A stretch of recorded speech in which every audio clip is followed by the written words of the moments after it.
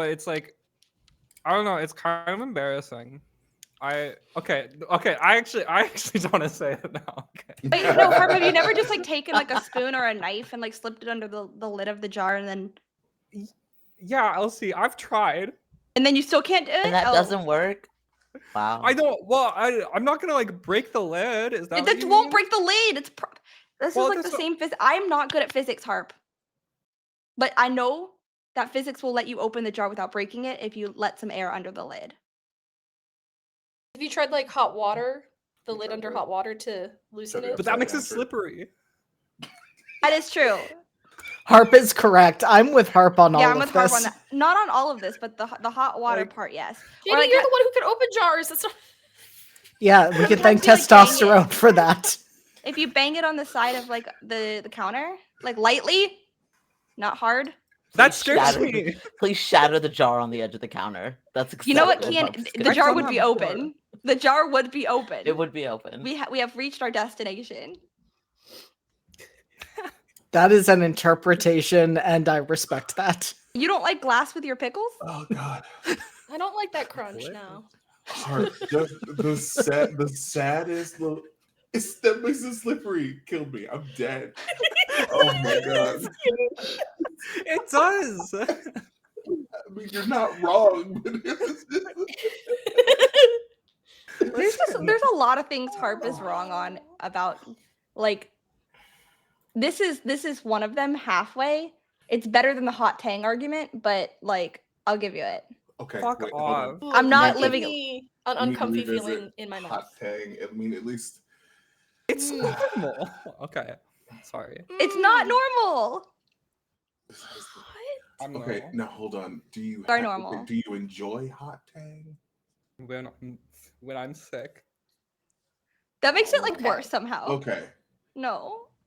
Okay. What do you mean it makes it worse? That makes it better. No, Like I'm hot on tang Harp's in a side. scratchy throat sounds bad. Thank you. I'm on Kian, shut Harp's the side. fuck up. Fuck you. Fuck you. I feel like Just giving my opinion. I feel like hot. It's tang wrong. Is not the move. It's like It's something. Just It makes my envisioning the. I'm happy feeling it of that. soothes you when you're sick. Yeah. No, like whatever Yeah, floats yeah, your boat. yeah. Like get that, love that for you. But it does make my body go. Is that what Brioski makes you do, JD? Fuck Brioski. It works. Wait, what's brioski? It's an Italian fizzy drink that helps settle your tummy. It's got like a lemon flavor. I think Raph was the one who said it looked like, what was it, meth or crack? It's hold on. You know what's really funny? It's an Italian thing. My mom. Oh, I should have grabbed a bottle from my mom. She had 3 to 4 bottles. No, you shouldn't. I'm so glad that you didn't. It settles your tummy. JD doesn't trust. You know what else probably an Italian drink that would settle your tummy and everybody should try once in their life? Beverly. Yes, Kian. Yes. Have you guys tried the soda Beverly? No. Nobody should try Beverly. You should all try Beverly. Steph, I can't believe you just dropped the image of Brioski for everyone to see. Well, I need to see if it looks like meth and what Raph thinks like meth looks like. Or crack? It was something. Is it in like crystals? And it's like, yeah, it's kind of like these little seltzer crystals. So you put some in the lid, then you put it in the cup, and then you get water, and you switch it back and forth, and then it does look like crack or crystal meth. Yeah, it does look like meth. Italian meth. As someone who has seen meth in their life fall out of someone's purse, this looks like meth. The bottle, I think the bottle is what really sells it. The solid plastic blue bottle? Solid plastic blue, yeah. Well, there's one that's like a glass kind of thing, and it looks like someone, like an Italian person, emptied out a pasta sauce jar and then put their meth in it. I mean, pasta jars are for storage. But we always had the blue plastic ones. Don't incriminate yourself. But for storing your meth? In your pasta jar. For storing your foods and stuff. You put your fresh sauce and jar it. Like the it's fucking reusable. Danish cookies. Recycling, motherfucker. Like the cookie tin is for needles and stuff. Sewing needles. I mean, that is correct. That is the sewing kit. Yeah. Yep. Also the bowl of Werther's. Solid hard Werthers. Yep. No, I like the caramel thinner Werthers. That's my favorite. I Oh, mean, yeah, no. if My we're talking grandma about had grandma solid candies, it's the strawberry that's the goat. So You right. Oh, the strawberry! And Yeah! Candy. Yep. where do they sell Every those? Christmas. Who knows where they sell those? Probably. It's a Ooh. grandma's secret. I mean, I feel Probably- like I saw them at a dollar candy store at one point. Yeah, or like do the candy aisles and like the designated candy aisles in grocery stores still exist? You know what I'm talking about? Yes. Yes. They do. Yeah. Mhm. Probably Yeah. there. I think Maybe so. Walmart. What are they Have you doing in been to a grocery stores grocery in New store? York? I have been to a grocery store, but like I don't recently remember seeing that like very like thrilling aisle of candy that you had when you were a kid. Like it was just designated candy aisle. It wasn't like checkout candy. It was like an aisle of candy, and it wasn't Halloween time. Yeah, no. Yeah. They have It's still those there. too. It's Okay. still there. What are they? Okay, what well, are they I don't doing in know. New York? The Oh my only- God. I usually went to Publix or Kroger, and I have neither of those, so I just go to Trader Joe's.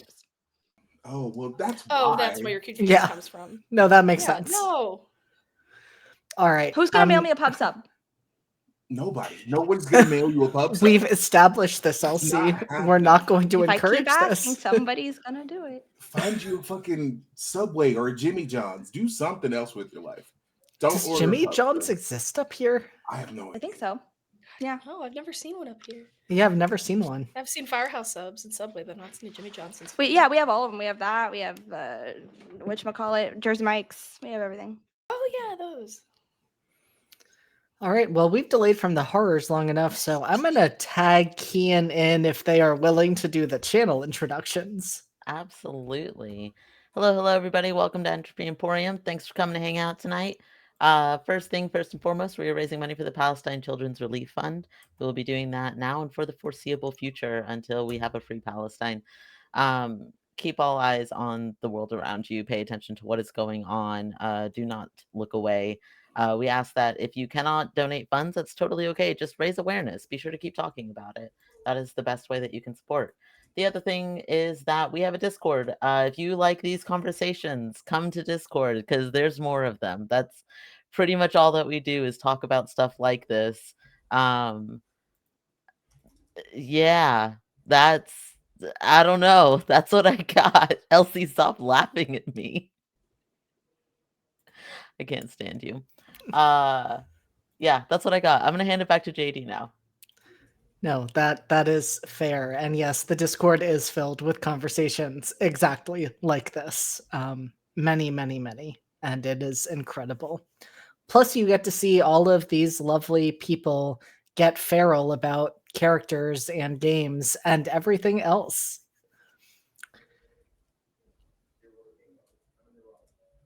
About the fact? Okay. Gotta keep you on your toes. You Like- left me on a cliffhanger, Elsie. Yeah. I was like, you were Wow, laughing just about like- the fact. What fact? What You fact? left us on a cliffhanger. Yeah, that's my job.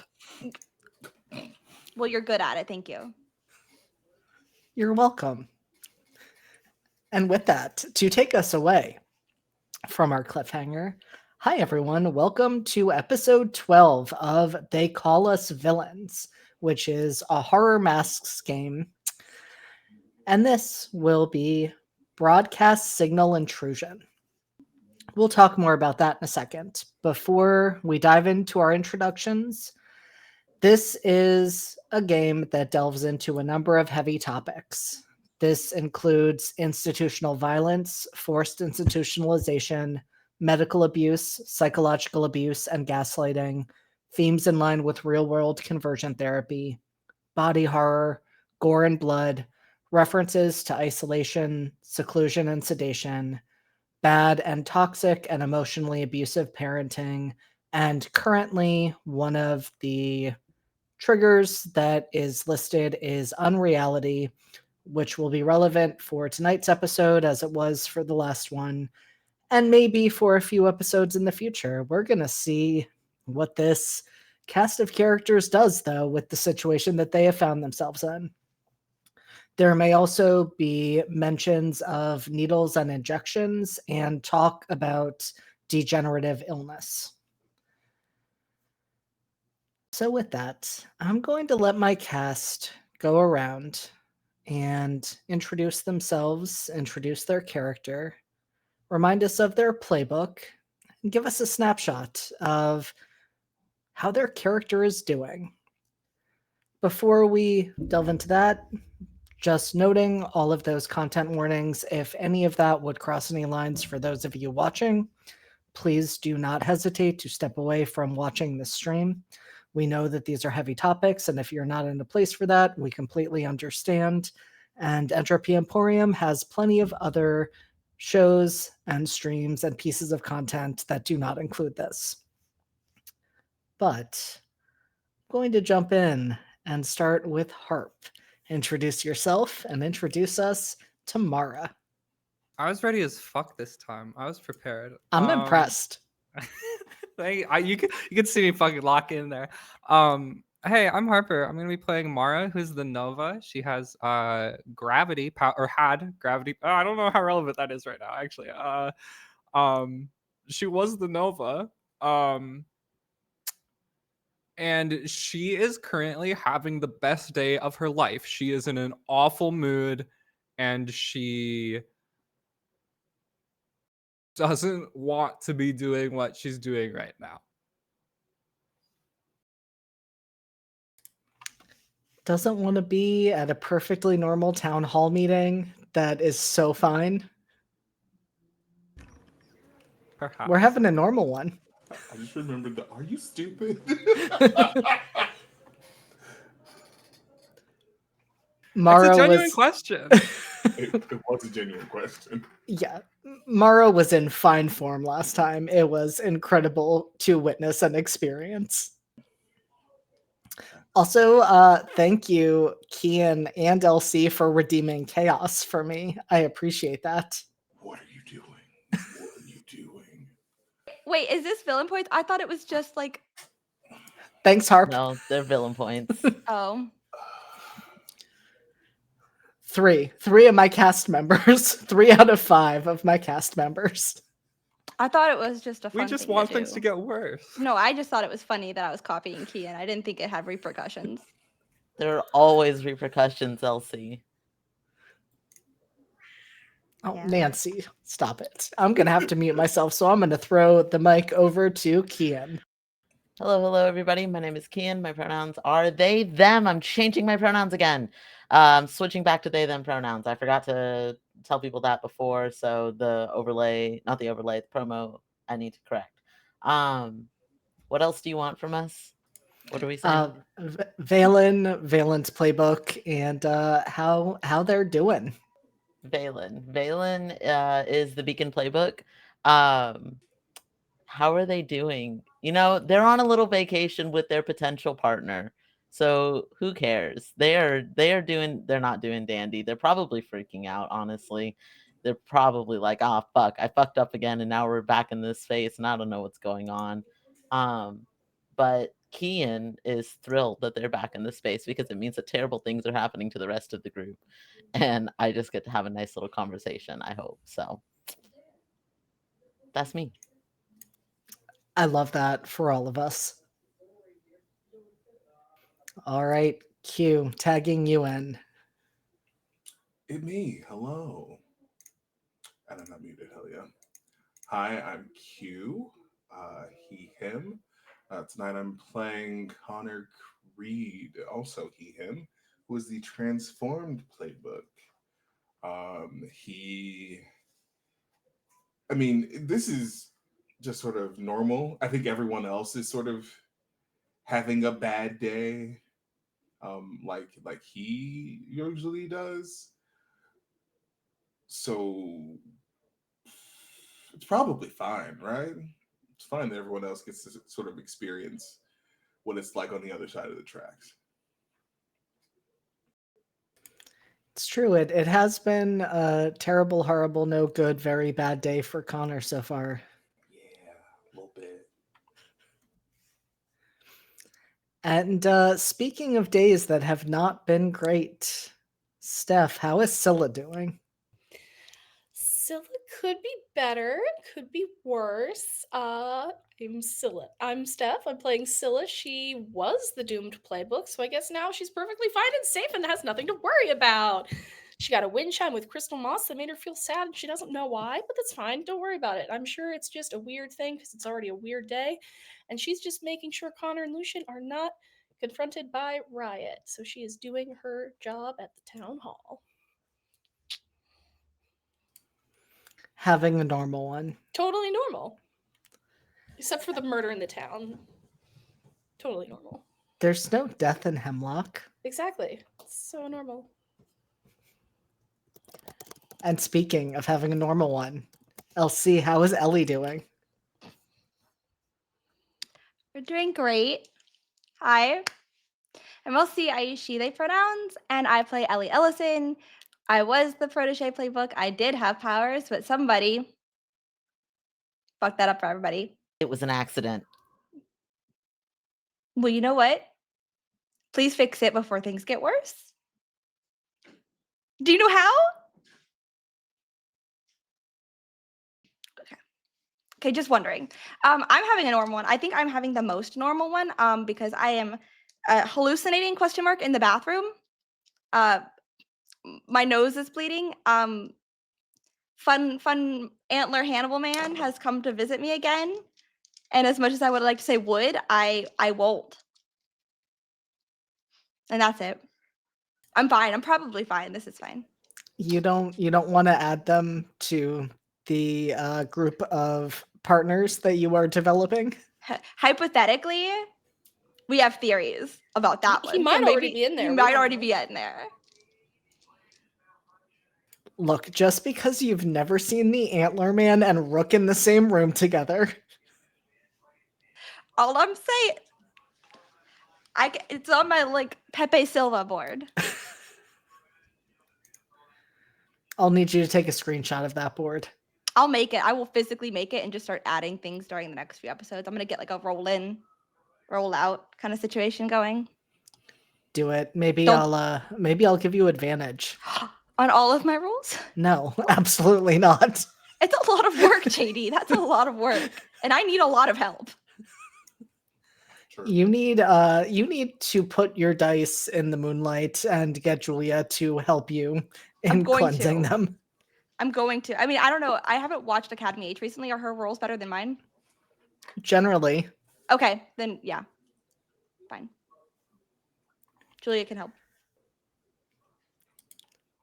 All right. Well, with that, we are going to jump right in tonight. We are down one cast member, but that's okay because Theo has things to do, and we will let her go do those things while you all navigate a perfectly normal day in Hemlock. You look so skeptical. I wonder why. So, where we begin tonight is in a bedroom. A teenage boy's bedroom, by the look of it. A bedroom that should be familiar to us by this point because it is so clearly differentiated. One side for the one who is missing, one side for the one who is there. With a rumpled comforter on the bed, on the side where the one who is there resides, a battered and scuffed helmet on the floor, knee pads strewn about, boots thrown around, but only on that one side. The other side remains perfectly pristine and organized. Musical instruments in their cases, bed neatly made, a place for everything and everything in its place. Even with the chaos just a few feet away. But there's something new here. Something that wasn't here before. An old rabbit-eared television set up on the dresser. And well, it shouldn't be possible for it to get a signal. Something is coming through. at least one channel. Channel that's playing the show. Welcome to Hemlock. We see clips and moments accentuated by the live studio audience clearly watching. And awe in response to the moment on the roof with Ellie and Casey. A laugh track, or is it just actual laughs? Each time Mara is mean to Bridget, or Connor encounters another challenge to his day. But the tone of the show keeps changing. For instance, when Scylla finds the wind chimes with the moths, there is not only the tinkling of the crystal, but a droning sound in the background. A sound that sounds like almost hundreds of thousands of bees. A low droning. Nancy. Nancy has opinions on that, and she is letting them be known. But there's not only that low droning sound in that moment. When Onyx shows up at the town meeting, there are ominous notes played on a violin. What's strange, though, is that the news of Noah's death, or not death, because death doesn't exist in Hemlock, isn't treated with the same tension those other two moments are. There is instead humor and laughter in the midst of the chaotic town hall meeting, even when there shouldn't be. The colors are bright and vibrant and enticing, even when these unfortunate events befall our cast of characters. But all of that breaks when Ellie's nose starts to bleed. All of that breaks as she walks into the bathroom. Nancy, my darling child. She has too many options. She has too many opinions about what is happening here. All of that breaks as Ellie walks into the bathroom and the colors of the show itself change. They become deeper and darker. The music turns fully menacing. There is no laughter. There is no lightness. There is instead tension in every step she takes, in every movement, even in the muted voices we can hear in the town hall, just beyond the doorway. Whatever playful energy that was there is absolutely shattered as the antlered figure rises up behind Ellie, impossibly large in this space. And as it, well, we don't see what happens because we cut to a commercial. We see Misty walking down what looks like potentially the hallway of a hospital. It's very well kept, very clean, very sterile. Their blonde hair is tucked behind their ears. There's a lab coat that they wear with an insignia that we can't quite make out, as they say, "Welcome to the center of science, magic, or something. We are here to help you understand your powers, and through that, to help you understand yourself.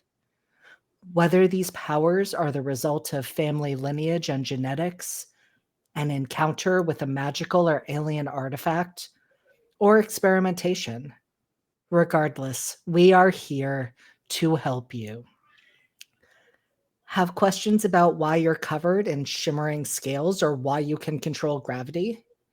Want to understand your super strength or speed? Or maybe you know the answers and just want to learn to control your powers. Our staff at Cosmos can do it all.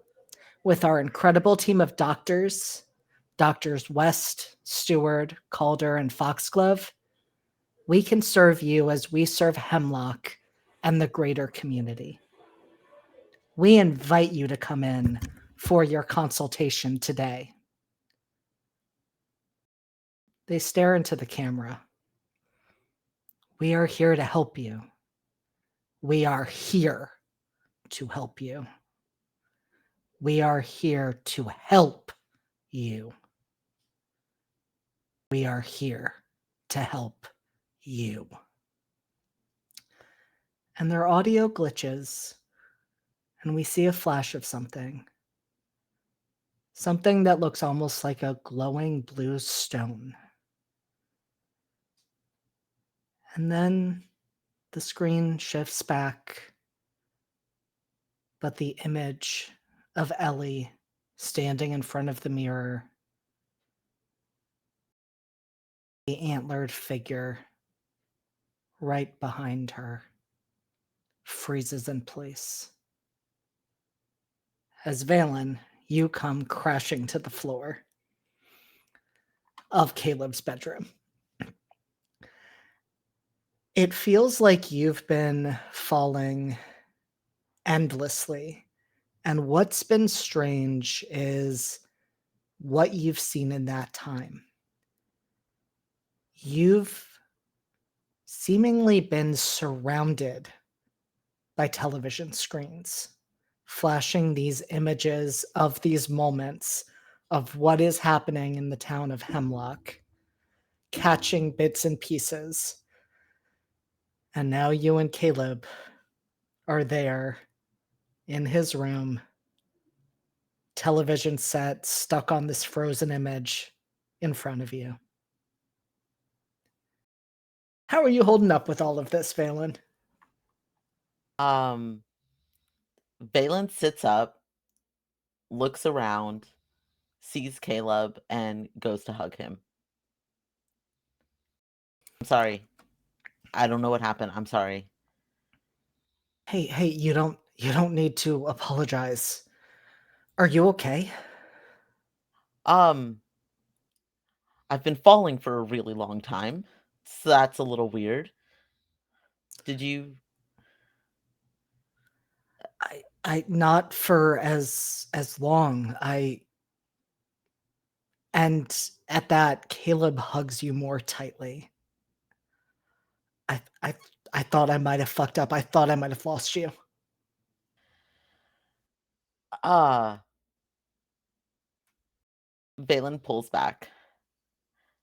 I'm here, and we're okay, and you have a TV now. Yeah. It's been a weird show.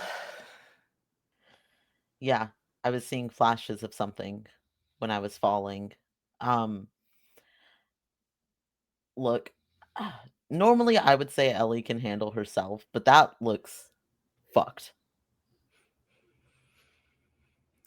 Valen, I think I might have put your friends into the television.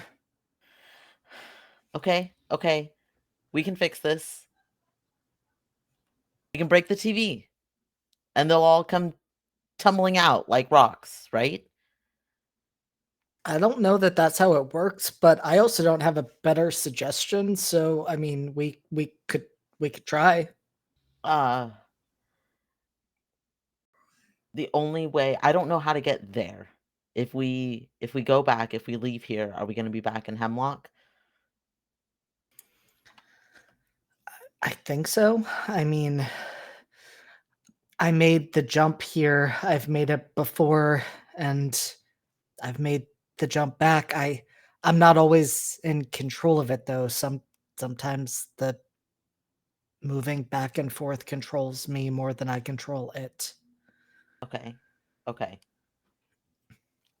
Can you put me in the TV?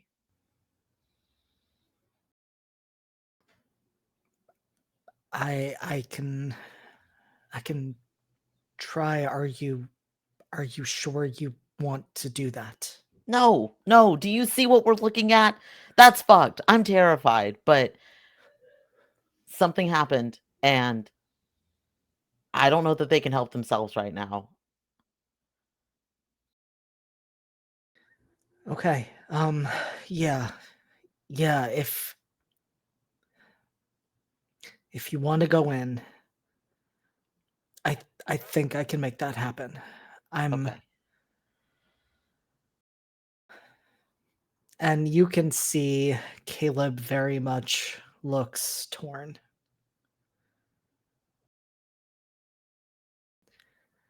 Then forces a smile. I'm sure I can get all of you out. Yeah, I'm sure I can do that. Valen reaches for Caleb's hand and just gives it a squeeze and says, if there's anybody who can, it's going to be you. I'm confident of that. You're a trusting person. Well, when your back's against the wall, you tend to trust the strongest person in the room, and that's definitely not me. So, I don't, Valen, I don't know that that's true. I don't have a fun little sanctuary to hide away in. That seems pretty powerful to me to be able to get out of Hemlock.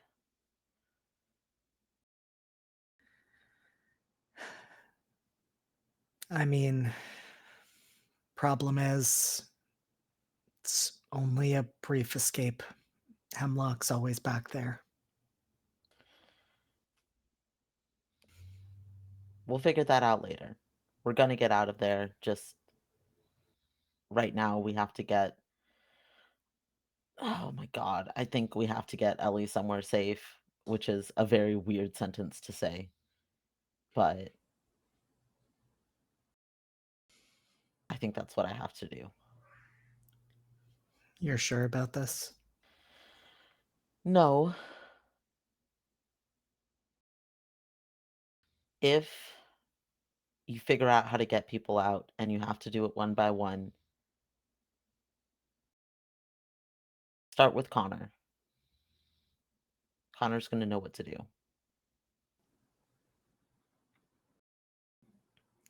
I mean, yeah, Connor's the team leader. Yeah. Just save me for last. I'll be Wait. fine in there. What? Just get the rest of them out. And save you for last. I'll be fine. Look, I don't even know if they know what's going on right now, okay? We have to get them out. All right, you say you're going to be fine. Willing to pinky promise on that?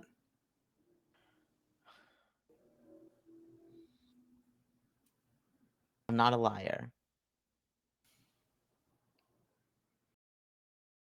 I think I'm going to be fine.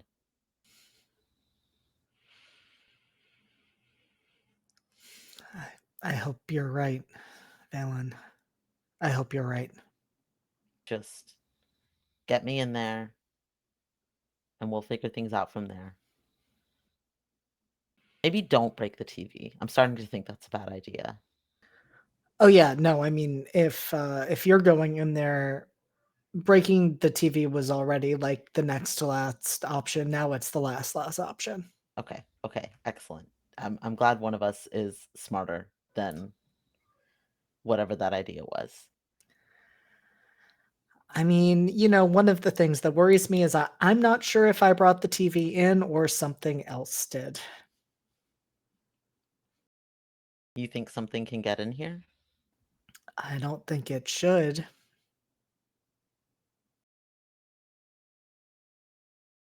I'm gonna glance around the room. Is there anything that stands out? Would you like to roll to assess the situation with the character sheet that I absolutely do not have up right now because I'm working on one monitor? I would like to roll, if I may, with straight up creepin'. Oh, absolutely. Okay. Please do. Oh, hold on, that one's cocked. Oh, I get potential. Yay. That was a 5. Listen, we love the eventual outcome of that for you. Yeah. Yeah. The eventual. I don't get to know why I'm in over my head right now. No, JD. You sure do not. Oh. Okay. Okay. I'm sure this won't be bad for me at all.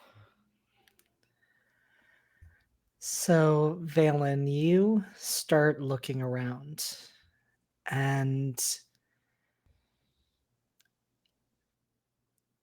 it isn't necessarily something new. You recall that looking out the windows of Caleb's room, it looks a little weird outside. It looks a little not tethered to anything outside. So, it not looking like a residential neighborhood isn't weird. The storm clouds crackling with purple electricity. That's a little weird. And you're not sure exactly what that means. But something is happening here. And you don't know how much time Caleb has and what that means for your own timer.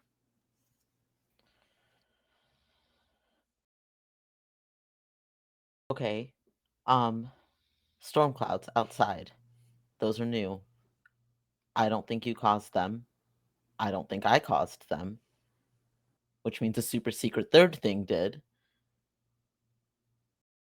Which is probably the most terrifying thing right now. And Caleb walks over, looks out the windows himself, then back at you. What do you think this means? I think it means that we need to hurry. We need to get them out and we need to get out of the sanctuary as quick as we can. Okay, yeah. Yeah. All right. We can do this. I will get you in there. You will get them out. We will get them out. Yes. Start with Connor. You can tell that Balin wants to say something snarky and just stops themselves and says, after that, go in the order that makes sense. Whoever's in the most danger, try to pull them out. What if that person is you? I think. Can I tell from the flashes that I saw that nobody has their powers right now? You haven't seen anyone use their powers. So that is a definite indication that something is going on. Though, I mean, powers aren't supposed to be used in Hemlock.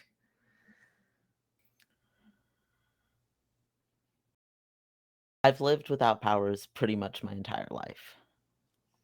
I can make it through a couple of TV scenes. The rest of them I'm worried about. So just get them out quick. Pull me last.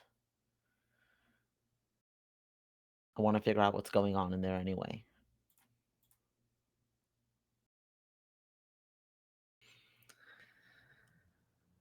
And Caleb takes your hands, gives them a gentle squeeze, and there's a moment where it looks like he might lean in to kiss you. But he doesn't. I He think Caleb can read the relief on Valen's face that he doesn't. And Valen is so caught up in their own head of, I don't want this to happen. And all that Valen can think about is, as soon as you show that you have something you care about in Hemlock, they have something to take away. And so Valen, there's a brief moment of relief that Caleb reads. Valen assumes Caleb reads it correctly. Valen's usually wrong, so I'm not pleased about it, but that's how Valen responds. And there is the briefest flicker of sadness on Caleb's face, but it's gone almost immediately. And if anything, seems more channeled into worry for what he is about to do. It's gonna be fine. Just send me in. Try to drop me near Ellie if you can. I don't know what's going on, but just try to hurry. Stay safe, Valen. Never have once in my life. I don't know that I'm gonna start now. Never change, Valen. And Valen turns to face the TV. Where is, before Caleb does anything, where is the antler person in relation to Ellie? Directly behind her. Oh, okay. I turn back to Caleb and just say, if you want to drop me on his head, not a bad idea. I'll do my best. Okay. And Caleb reaches for your hands again so that you're facing each other. And Valen, you don't necessarily realize, unless you look down, that your body is slowly, seemingly disintegrating and being pulled systematically towards the television.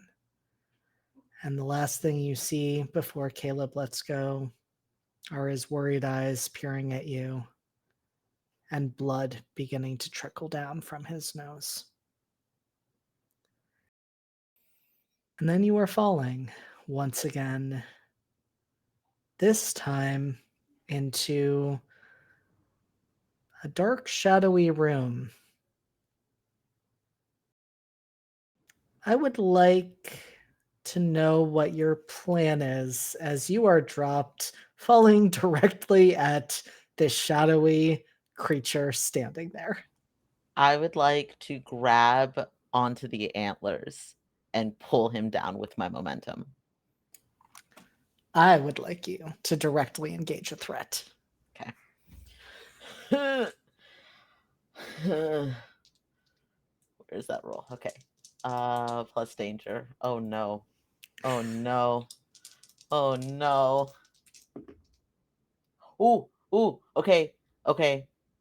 Wait. I gotta see if I'm excited about this or not. Okay, yeah, that's an 8. I'm okay with that. Okay. All right. So on a 7 to 9, you can pick one. Resist or avoid their blows, take something from them, create an opportunity for your allies, or impress, surprise, or frighten the opposition.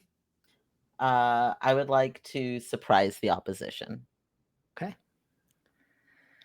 And so you drop down, and there is a moment where you think, falling directly at a shadow, am I just going to pass right through whatever this creature is? And I don't know if that makes it more or less alarming when your hands grasp those antlered horns and you're able to pull, throwing this creature that is not insubstantial off balance.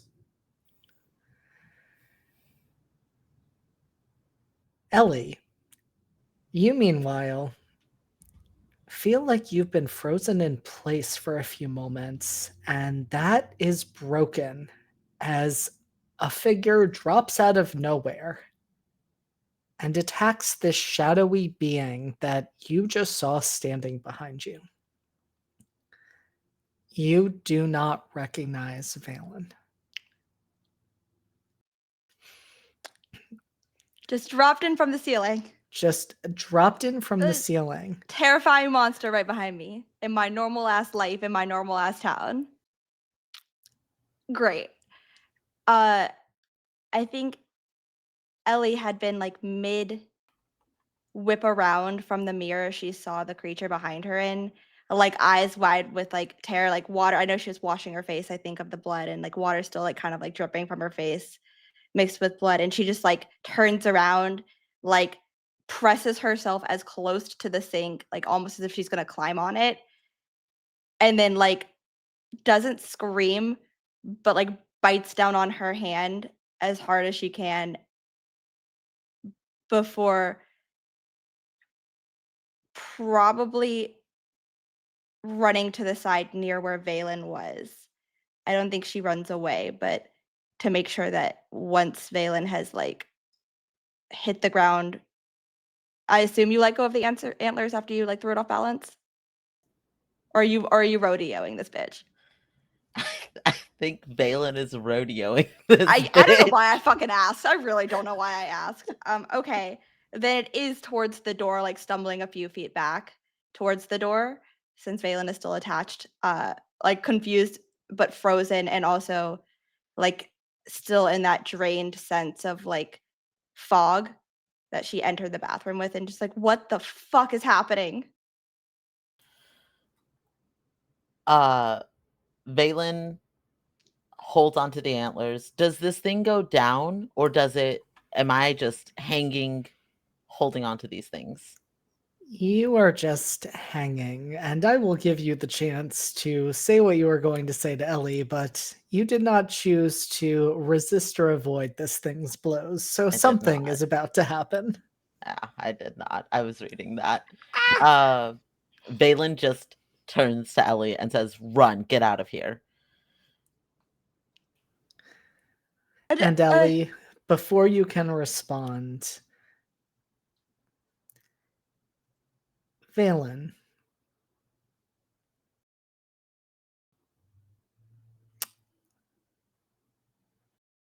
I'm debating two things right now. You know, I think I'm going to use one of my villain points right now. So, Valen, I would like to know when this creature reaches in and enters your mind, what do you fear the most? What comes to your mind as that fear response is activated?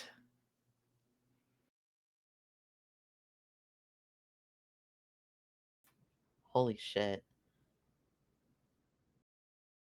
In this moment,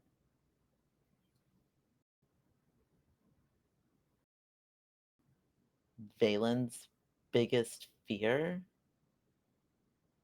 is Ellie getting hurt. And it's less that he thinks Ellie can't handle it, and more that dropping in and trying to be a hero and save somebody else is going to cause the opposite effect. Because Valen has started to want to be a hero. And he is so afraid that he is about to let Ellie down.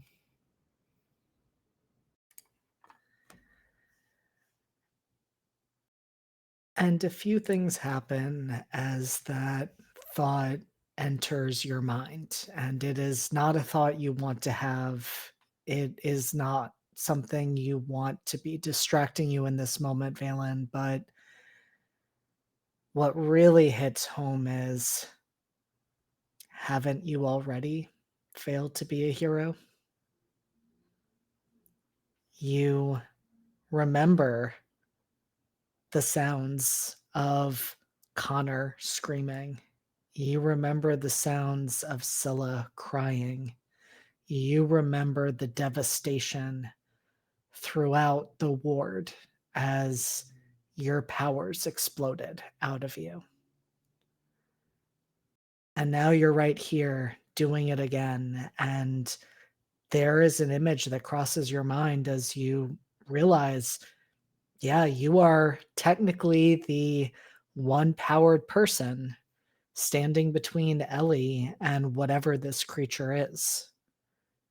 But you don't know how to use your powers, and you can't help but imagine her lying on the floor, her bleeding,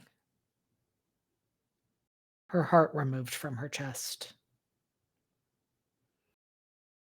and it all being your fault. And you can let me know which condition you take. Valen's gotta take hopeless. That feels like the only possible thing that Valen could take right now, is just immediate hopelessness and despair. And what expression does Ellie see when she looks at your face?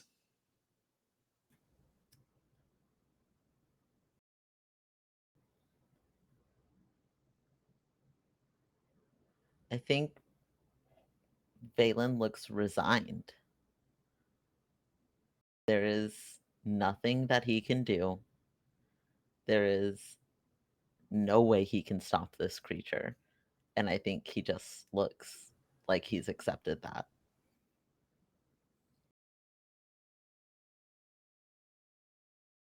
That is fair.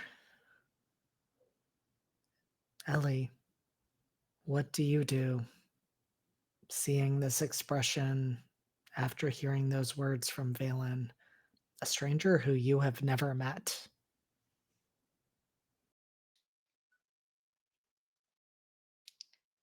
Our powers are gone, but we are essentially the same person. So I'm going to ask a very Valen question now and ask what is bolted down to the floor and what is not. Oh my God. We absolutely love to see it.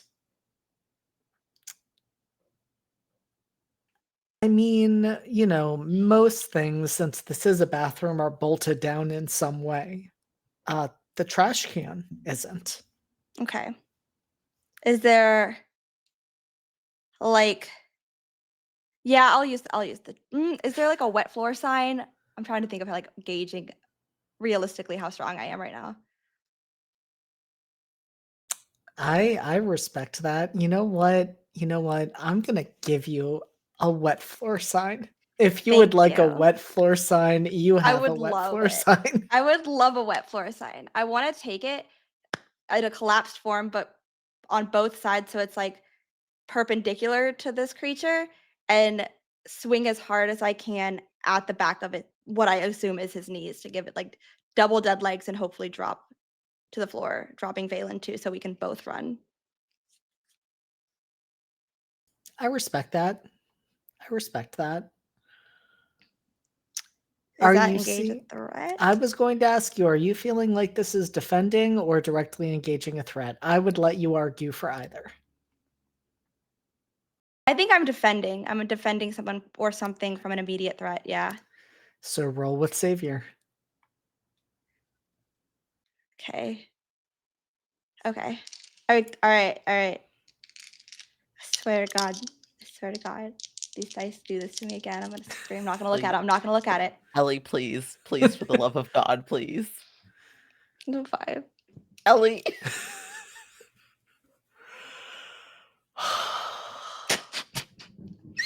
I can't make this shit. I have 5 potential again. Again, I am almost fucking advancing. Oh my god, I'm sorry, Valen.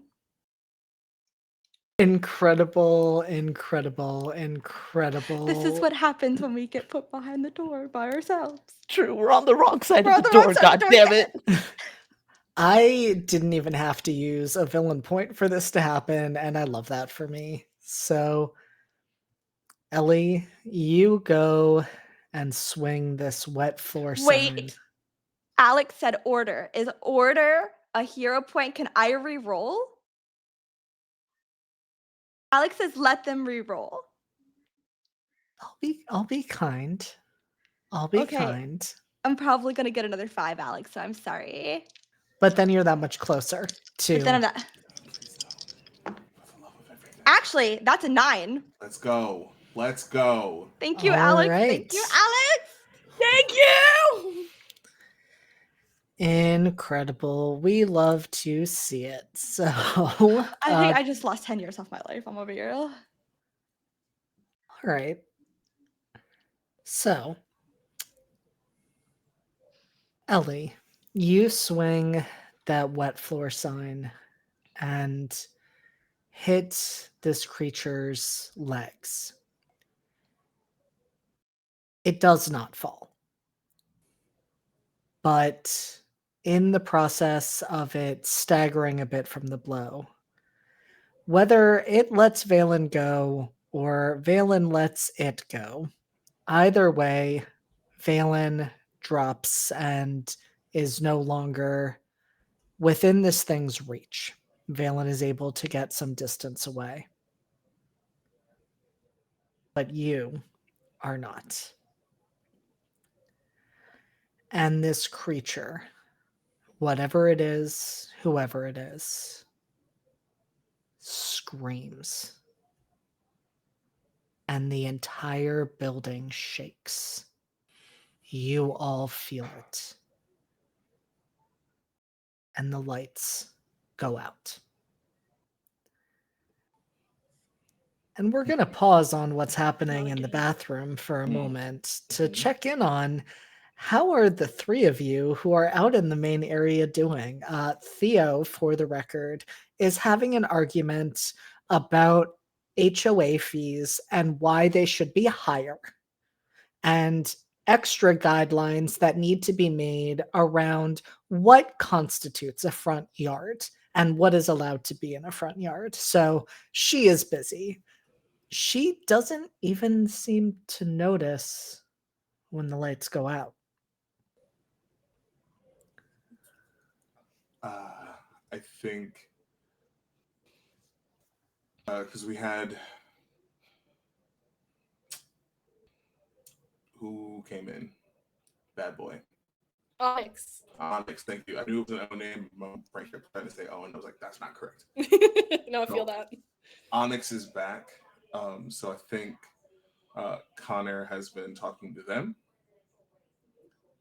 Just sort of catching up, checking in, be like, it's been a long time. Good to see you. Crazy time for you to come back.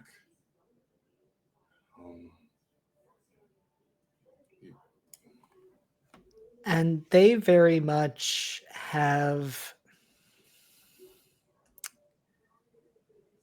been interacting with you with a mixture of relief and gratitude, because you notice that so many in the room are giving them dirty looks, and they are trying to ignore it, trying to act like they're not noticing it, but the majority of the room does not seem to want them here. I think Connor's sort of standing at his full height at this point, just like shoulders out, very much so like, can I fucking help you? Like anyone who has sort of turned their attention this way, he's just sort of actually filling the space that he's meant to, and is trying to get people to mind their own, because that ain't You don't need to worry about what's going on over here. And he will continue the conversation, the signed conversation. Um, does Onyx prefer to to sign, or does he like it? Do they like it when we like speak, but will also the sign? They seem to like it when you speak and also sign. Okay, cool. Then yes, he's having the actual conversation out loud, um, and still doing the eyes every now and then when people are getting too fucking nosy. What happens, Connor, when one of those sets of eyes that you meet as you're giving this nonverbal message to those around you, when that set of eyes happens to belong to Riot?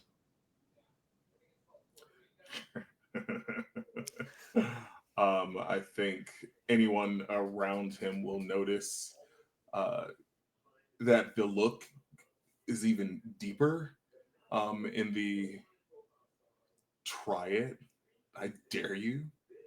Um, he's been ignoring him for the most part, but like when he actually makes eye contact, there's that look of like anger and sadness so deep that it's hard to sort of separate the two. It's all one emotion. Um, and it will not be well received if Riot decides that he wants to come over here. There's a brief look. Hold on. Are we letting the dice tell a story? We are letting the dice tell the story. Um, I think Connor is going to stare him down until he looks away.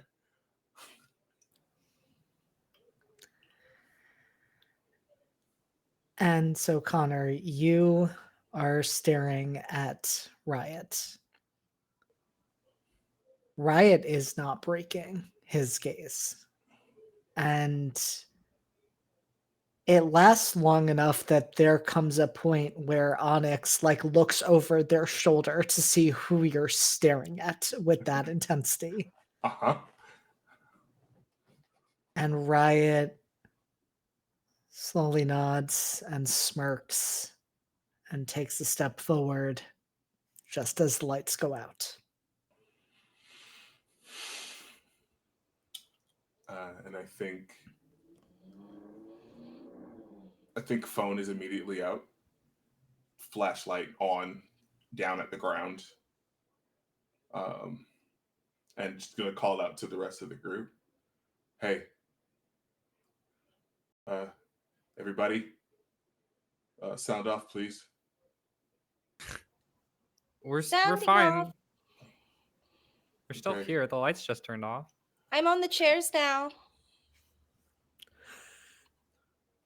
Scylla had Okay. seen Riot take a step and she remembered Connor's keep an eye out request, and she'd been starting to climb onto the chairs because she can't really post up because she's a little shrimp. So she was just gonna start climbing and standing on the chairs to just try to be in between Connor and Riot, but I think the lights went out before she could get in position. So she's just on the chairs. Okay. And you said we heard the scream? You felt the building shake, and Okay. it sounded like something that might have been a scream, but maybe it was also mechanical malfunctioning. Who really knows? Okay. Hello. She loves you. Okay. Need to go check on Ellie. Okay, well, can somebody show me where like the light, like the electrical room is? Like, I can fix this. I don't know. I've never been in there. I don't really hang out at the meeting hall. Scylla's getting her Okay. phone out, like putting the lights up. Just like, Luke, Sloan, I'm okay, don't worry. Okay, yeah, we should go to the bathroom though. to check on her. It's probably dark, and I don't. Sometimes I put my phone down. I don't know. Okay. Okay. She's gonna be like grabbing Bridget's wrist, just to like make sure nobody like bumps into shit. And as you are bringing cell phones up, lights out, you realize the room is not as full as it once was. Hmm? In fact, the people that you are seeing around you, I mean, Mara, you grab Bridget's hand. Bridget is still there.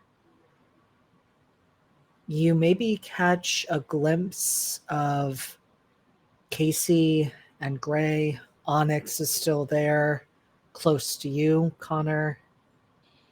But the rest of the town, not so much. And what's really bizarre is you still hear Theo talking like nothing happened. That's wild. But Just really quietly to Bridget. Oh my god, she is stupid.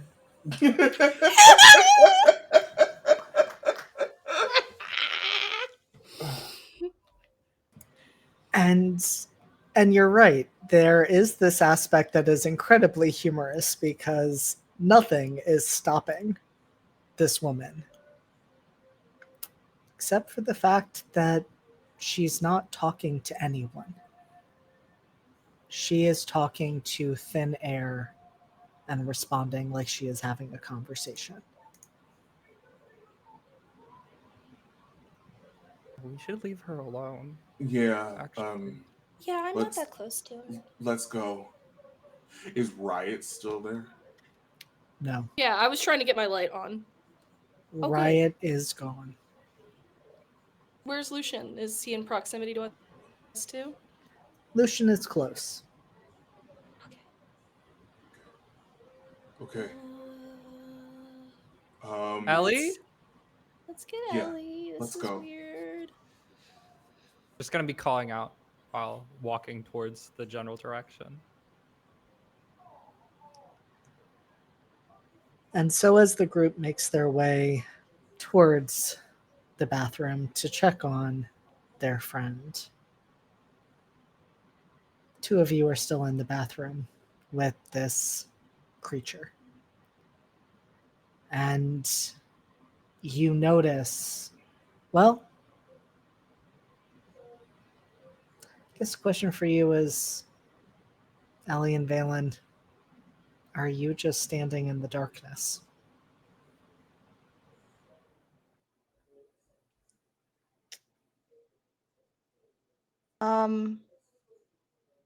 No, I don't think Ellie would. I think it'd be like a scramble. It'd be like, hey, we gotta go. We gotta run.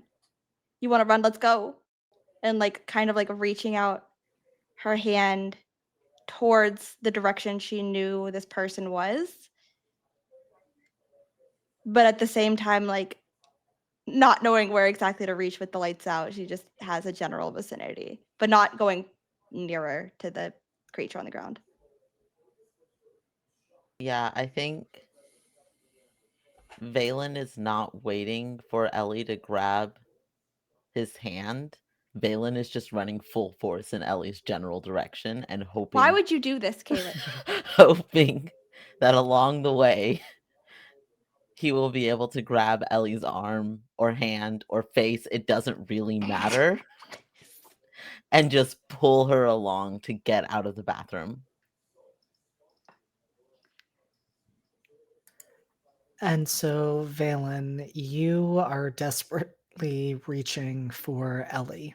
And you have a vague idea of where she is, but I mean, you are both trying to figure out how to navigate this space in the dark and both find each other and get out as quickly as possible. Valen, you reach out and touch something. Come on, JD.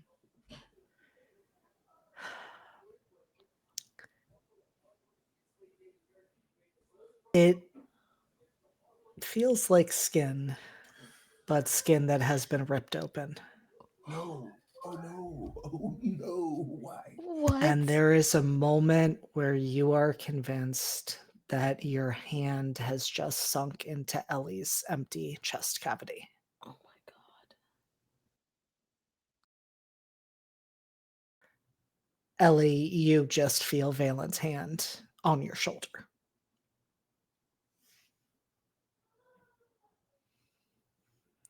But Valen, you don't know how. You didn't hear anything, but it seems like this creature may have gotten to Ellie first.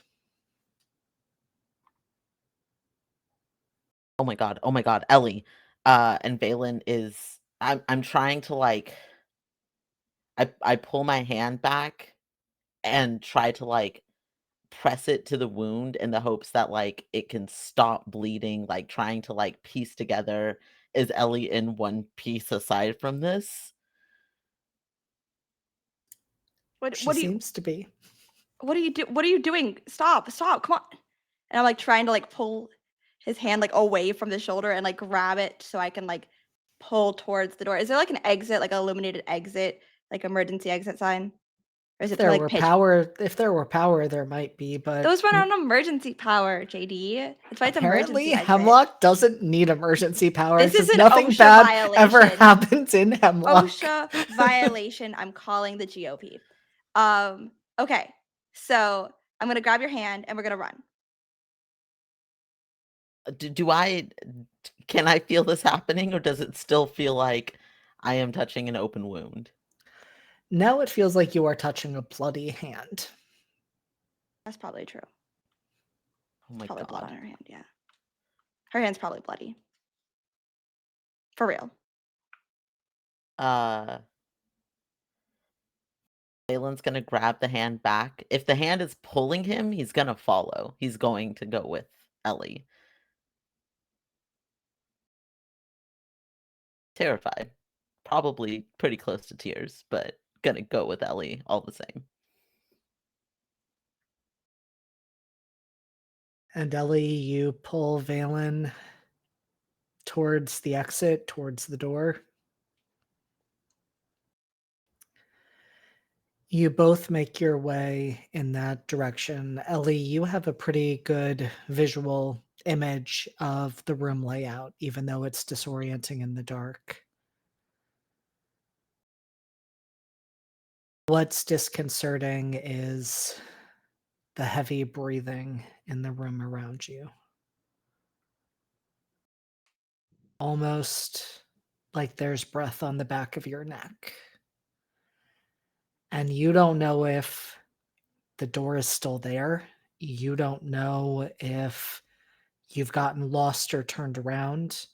And there are these moments where you are convinced you are never going to find your way out until your hand closes on the doorknob and turns, and I imagine wrench the door open, moving into another pitch black space. Though you can hear the sounds of your friends calling your name.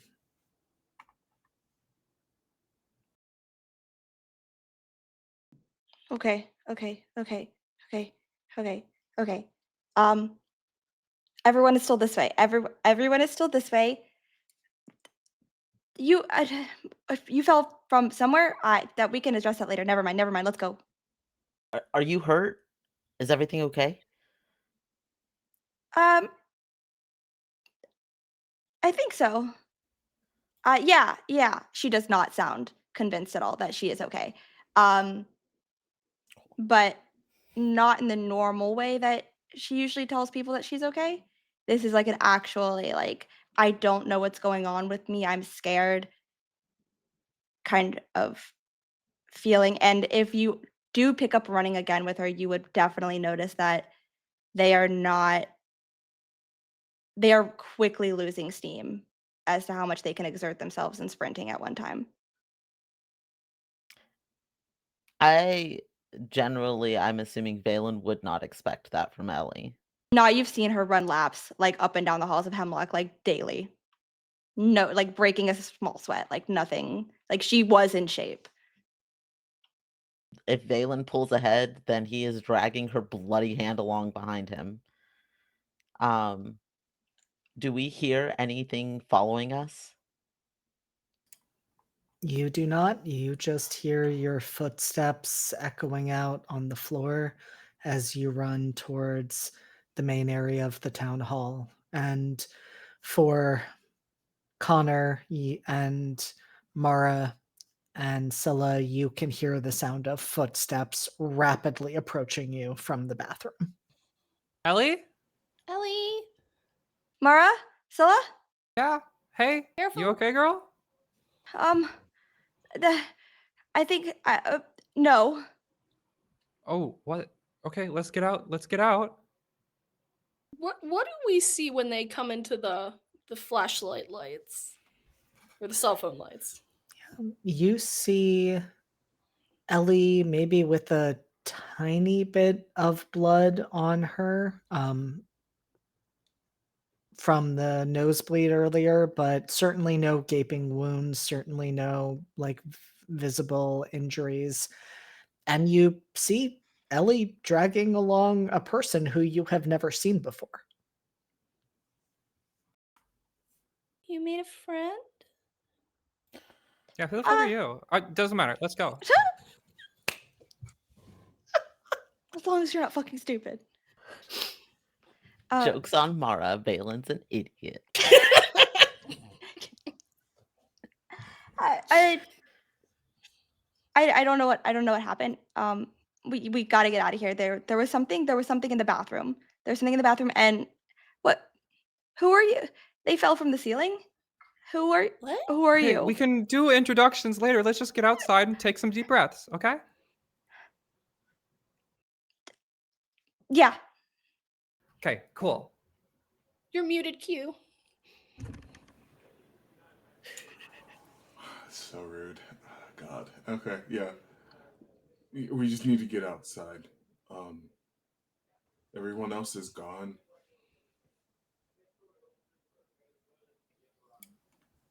He's Oh. gonna turn and go. They're outside.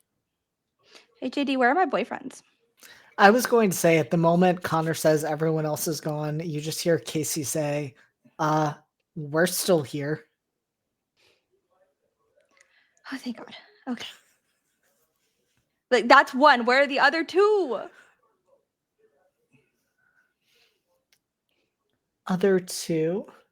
Mm-hmm. That's disrespectful. Wow. Bray doesn't exist. Well, I'm just curious, are you including Rook in that number? Yeah, I sure am. Because you haven't seen Rook yet, Okay. which is fine and normal It's so normal. I'm having a fine one right now. because he never visits in Hemlock, but that's fine. I kissed him last episode, though he was there. Okay. I will definitely let go of Valen's hand to grab Casey's so that he can come with us too. Valen is not letting go. I will hold both of your hands. It's not a problem. I have two. 2 hands for a reason. And I mean, of course, Gray is attached to Casey's other hand. There we go. And as you are moving towards the exit, you do hear Rook calling out, Ellie? Ellie? Oh no, I have to call him by his real name. Zane? Where? You guys. I lost my phone. I don't have a flashlight or anything on me. Just follow our voices. Just follow our voices. We're all going outside. I have no idea what's going on, but we have to get outside now. Is everything okay? Are we having like a town blackout right now? I have no answers for you. I have no answers for you. And if we go outside, at least we'll have some kind of light. hopefully. I don't think it's a good idea to stay in here any longer. Please just come with us. And Zane joins your group. And you, with the addition of Lucian, who is also coming along, and Brigid and Onyx, make your way outside, out of this dark building, and into the street, which is just as dark, except for the moon hanging in the sky above you. A moon that has an ominous red tinge to it. A moon that should not be up, given the time of day that this town hall meeting started. I was about to ask that shit. Cool. Cool. Something's wrong. Okay, Did we lose time? none of this makes any sense. Oh. Okay. What do you know anything about this? Looks at the new person. Right. What's your name? I'm sorry. I'm Connor. What's your name? What the fuck? Yeah, I know you're Connor. Huh? He knew my name already. Scylla and Mara and Bridget and Lucian and it's Gray also with Casey. And the two assholes back there. Oh wow, you do know them. You just hear Greg go, "Hey, You're kind of an asshole sometimes. what have I ever Okay. done to you?" Just an observation. What? How do you know our names and what? Do you know anything about what's happening? I don't. Oh my I don't know. I God. haven't ever met or seen you around. Okay. This is gonna sound wild. It's night in the middle of the day. Fair point. I don't know what happened in the bathroom, glancing at Ellie. Do I see any wounds on Ellie? Awful. On a scale of normal to Will Graham suffering from encephalopathy, how bad do I look? What a I mean, scale. that is a wild scale, and That I really love is. How that. sweaty and upset / like I'm about to die do I look? Can you You're- draw How a clock? sick? You're in the I middle. don't know. We haven't tried. Yeah, you're in the middle. middle. Okay. You're pale, your skin is clammy. You do have some beads of sweat on your face, but you do not look as sick as you will look if this continues. Cool. So I'm not dying of blood loss, Valen, but I do look like shit. Wonderful. This is Scylla the worst reaches into her possible thing. backpack and gives Ellie her water bottle. Oh my gosh, thanks. It chugs it. Yeah. Okay, What? look. None of you belong here. In wherever the fuck we are right now. Hemlock. Hemlock. No, this is not Hemlock. What is Shit. Continue, I guess. Maybe it You is. said- I you don't. need to say more things. Oh my god, this is going to sound like I am making everything up. We're all in a hospital.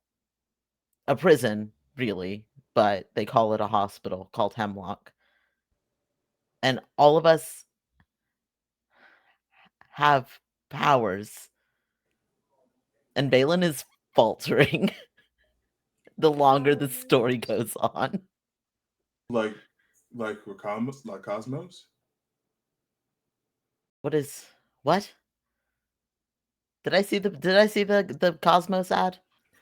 You did, yep. Center of science, magic, and stuff? Or something? Kind of, yeah. It's the big company that like everyone works for. Yeah, kind of like that. Oh my god. All of us have powers and we're trapped inside Hemlock. and I don't know what's going on, and I don't know who that antler thing was. Anything? What the fuck? There was a monster What in the bathroom, and What? when they fell from the ceiling, they hit the monster, and then we ran. It was. I thought I was going crazy, but it looked pretty solid to me. I got teleported here from somewhere else, and the person who got me in here is going to try to teleport all of us out. How? Okay. That was really brave, but don't we need to make sure everyone gets out, right? Well, I think that's what the teleporting's for, Scylla. Yeah, but I don't know where Luke and Sloan are, so I have to get them. Oh, okay. Well, I think the teleporting can handle that. Like, right? The teleporting guy's gonna teleport everybody out of here. We keep saying that out loud. It sounds worse and worse. Yeah, I'm just kind of playing in the space here. You are way nicer here and way more accommodating than you are back in Hemlock. I don't know what that thinks. It didn't sound like a compliment. It Yeah. wasn't. Listen. And Valen looks in Scylla's direction, but kind of off to the side, doesn't want to make eye contact, and says, Luke and Sloan aren't with you in Hemlock. But I just They won't come back with us. No one else except us gathered here are trapped in that place. What about Crazy Mom? Unfortunately, Theo is there.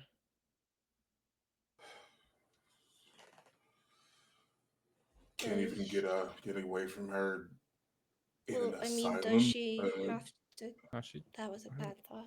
I I was think gonna she's just- ask if she had to come back, but that was rude. Trust me, I think if it's we like can a valid avoid question. bringing her back, we will. But Hey, that's my mom. yeah, and Okay. your mom sucks where we come from, okay? She sucks here too. Let's be real. Okay, yeah, she does kind of suck here, but still, that's my mom you're talking about. Yeah, I'm sorry, man. Anyways, when can we teleport or whatever? We're trying to figure it out. Caleb has to figure it out from the outside. I'm gonna look back at the town hall building that we just came out of. Does it still look like a normal building? Is there an antler man in the window? What an interesting question. I love No. that so much I for hate all of No. us. So, Valen, you look back at the building and there's a moment where it looks normal. I mean, it's dark. It's hard to see anything because of that, because it all just blends together.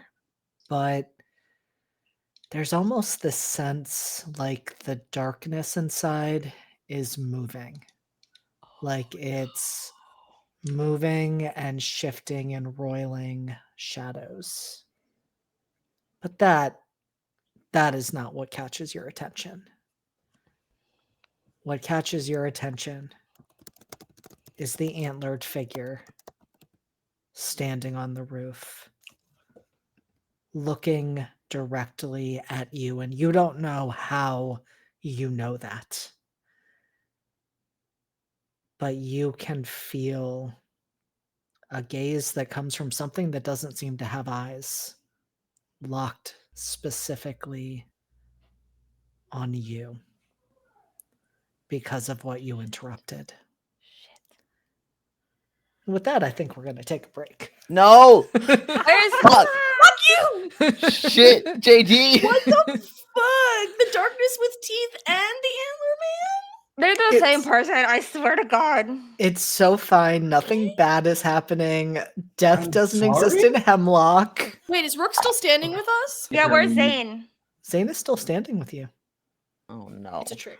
Why? Took it away. I don't trust Because it. he's I my don't trust it. boyfriend. I He's don't in two trust that at places at all. once. I don't Because trust he's that at being all. a supportive boyfriend, Yeah. obviously. No, I am Mm-mm. feeling My so supported by God. now by 3 boyfriends. Mm-mm. Hate it. Gotta catch them all. That's what I'm trying to do. All right, Ash. Thank you. All right, so we are going to disappear for about 10 minutes, give everyone a chance to decompress a bit, get some water, get up and stretch. We encourage you to do the same, and we will be back at just about 9:51.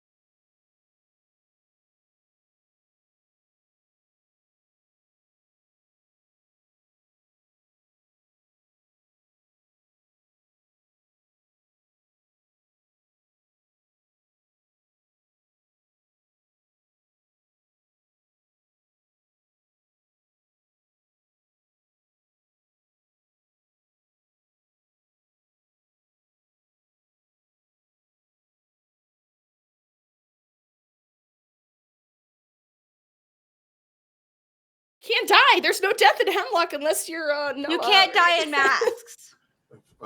Okay, well that's not. You can't stay dead. If someone's gonna find a way to die, it's gonna be one of us. That's very true. We are pretty stubborn Like- about that kind of shit. Yeah. I Like, no mean, death can happen. Watch. I was going to say, I feel like every single guest we have ever had on Academy H is like, how can I make sure death is a part of my character arc? Yeah, but see, in Academy H, you also put back all the people you killed. So if I can do that, then people can die. Like we can Yeah. kill people and What a NPC lot. guests like Theo can die, but I get to put all the people that I potentially killed back. So those 2 city blocks can fix Yes. that. You know, those I can 15 fix kitty it. blocks? Just like Pull them back together. just like Olivia Rodrigo said, I am my father's daughter, so maybe I can fix them. It's 27 city blocks. I think last I heard it was like 48. Those 79 city blocks. It's crazy. Wow, I know so many people. That's what 79,000 people if we're considering Manhattan. Yeah, 525,600. That's crazy. Minutes and lives. Mhm. YouTube Listen, can save a life. they're just in a quarantine zone. It's fine. I've seen the movie Quarantine and it didn't end well for anybody. It's not better. I didn't. It's not. Mm-mm. I'm just saying. But it's okay though, because none of those city blocks are located in the town of Hemlock, which is where you all are, None of the city standing in blocks front of anywhere anymore. a building that has an antlered man on the top of it, Hot. which Valen, you are the only one who has noticed this. Okay. Time to go. What? Okay, where? There's your My- monster friend, and What? I'm gonna point, but I'm not looking back anymore. I point toward where the top of the building is. Does everybody else see it? They do. You all see exactly what I Ah! described before. That's not right. That's not That's right. Nope. Go to that's my house. Should we go Hey, to my house? what the fuck is that, dude? that's Like what I saw in the said, bathroom. there's a lot of That- shit going on. That was in the bathroom. It's too tall. That's Should we- actually a really good point. Uh huh. Yeah, I want to argue that, but no, that's. Should we go to my house? Should we go to my house? Do you want to leave that thing back to Sloan? Yeah. No. And But Luke? where are we gonna go? We'll just Connor. go back to my place. Yeah. Connor, Okay. you Mhm. feel a tug on your shirt sleeve, and you realize very quickly it is Onyx trying to get your attention on them. Okay. Looking. And they, once you turn your light towards them enough that their hands can be seen, they sign, "I have a place. We'll be safe." Okay.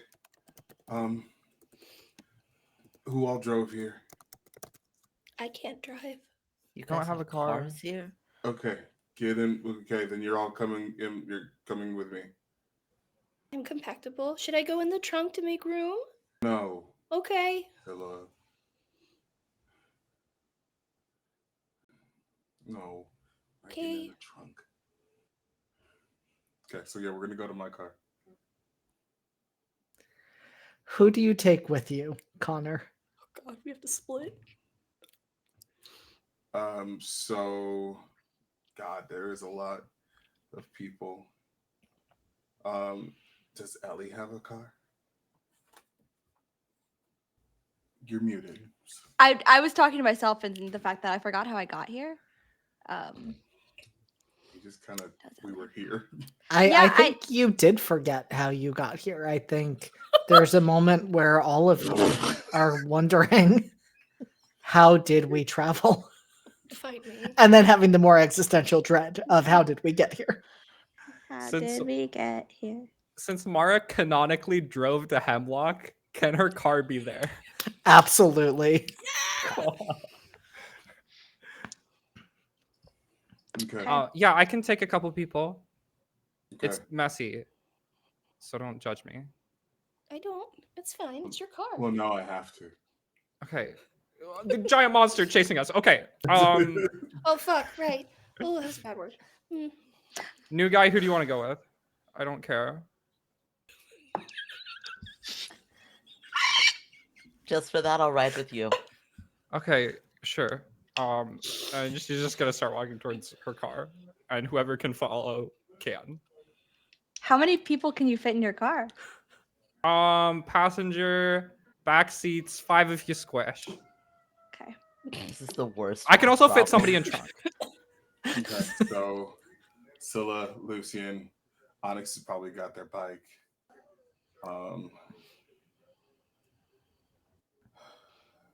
God, you have 3 with you? No, just 2, right? Ellie?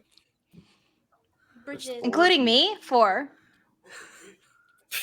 God, I That's hope the one of them entire has a car. backseat of someone's car. I hope one of them has a car. I'll sit on someone's lap. Put somebody in the trunk. Yeah, we can fit more if we need to. It's an emergency. Does one of you drive a hatchback? Wait, no, Please. I need to know whose lap Ellie is going to choose to sit in. All 3. She's just gonna stretch out on him. I'm gonna hold on. Okay. You're rolling.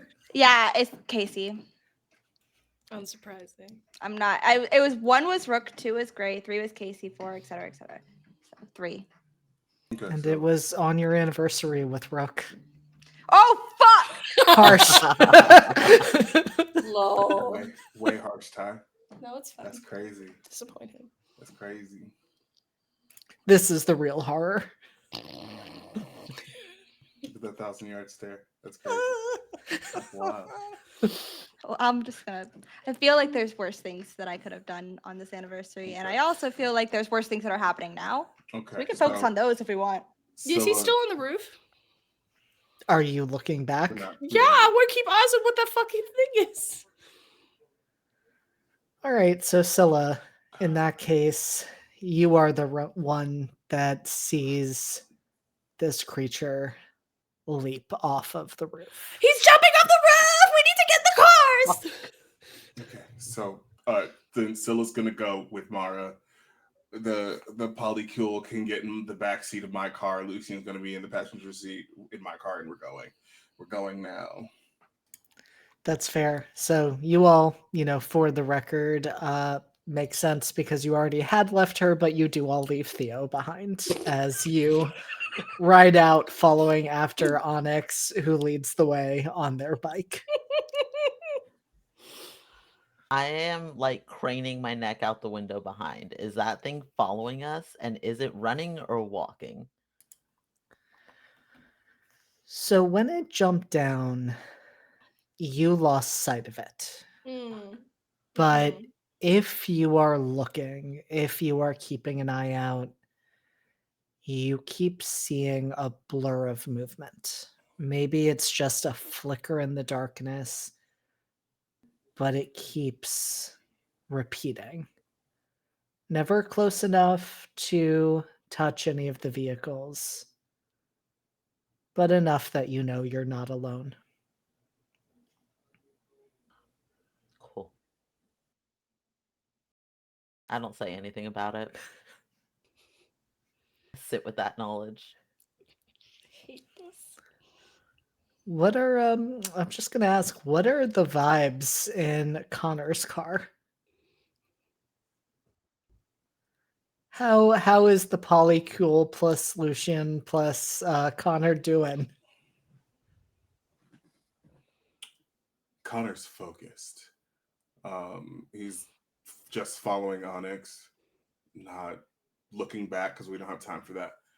I think apart from looking ahead at Onyx, he is just sort of trying to get a gauge of like the rest of the town and see if the emptiness is sort of mirrored out here as well. Because like if there was no one in there and now there's no one out here, there's a bigger problem actually. And that's a really good point, Connor. And so you are looking around, and there is a moment where you think, well, of course, the town is empty, like everyone was at the town meeting. that's what happens. A meeting happens, everyone goes to the town hall.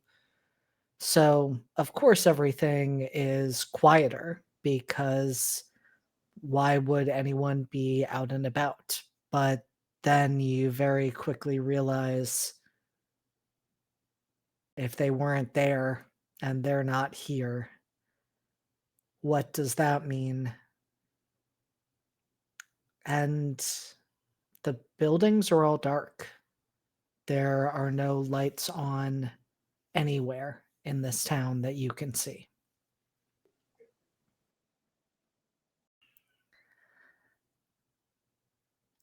I do have to ask, what is going through your head in response to what Valen said about powers and stuff like that?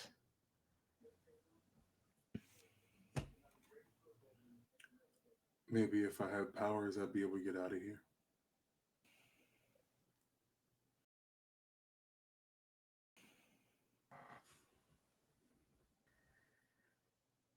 And how is Ellie doing in the back seat on a 5 out of 10 Will Grams? Oh, do I feel worse? Because then it's probably like a 6 to 7 milligrams. I could maybe draw a clock correctly. If it's the same, probably still at a 5, but more sweaty, more bloody noses. You know that it's like that if you like put Will Graham, but in the middle of everybody from Night at the Museum 2 on the bus. That's what the backseat looks like. Just add Will Graham to that mix. You got a really good picture of the awkwardness.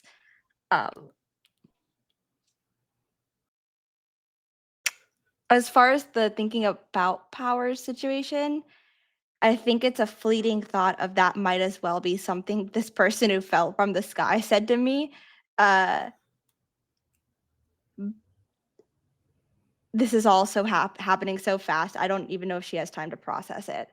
Like, acting in the moment to help save Valen felt right to her. And everything has felt wrong from the start of the day. So I don't think she's writing it off, but it's also like I have so much on my head, I don't know what to focus on right now, and I feel like shit. Window probably also down on her side. I would think that fresh air in a cooped up car like that is something she definitely needs to not lose her lunch. And there is definitely some tension within the polycule as the four of you are sitting in the back seat. Though whether that is related at all to you or whether that is related to everything that is going on, it's hard to say. No one's really talking. Zane is looking out the window. Casey has his arms around you. Gray looks a little more withdrawn than usual.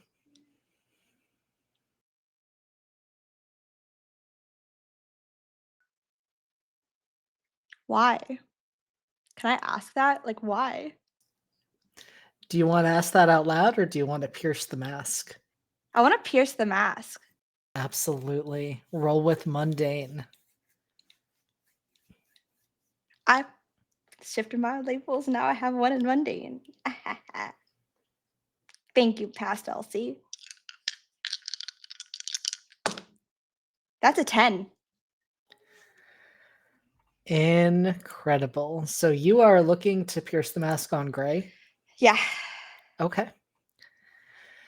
So I will give you the question of just kind of generally what's going on beneath the surface. But what other question do you want to ask? Since actually, what other two do you want to ask? Because you get to ask 3.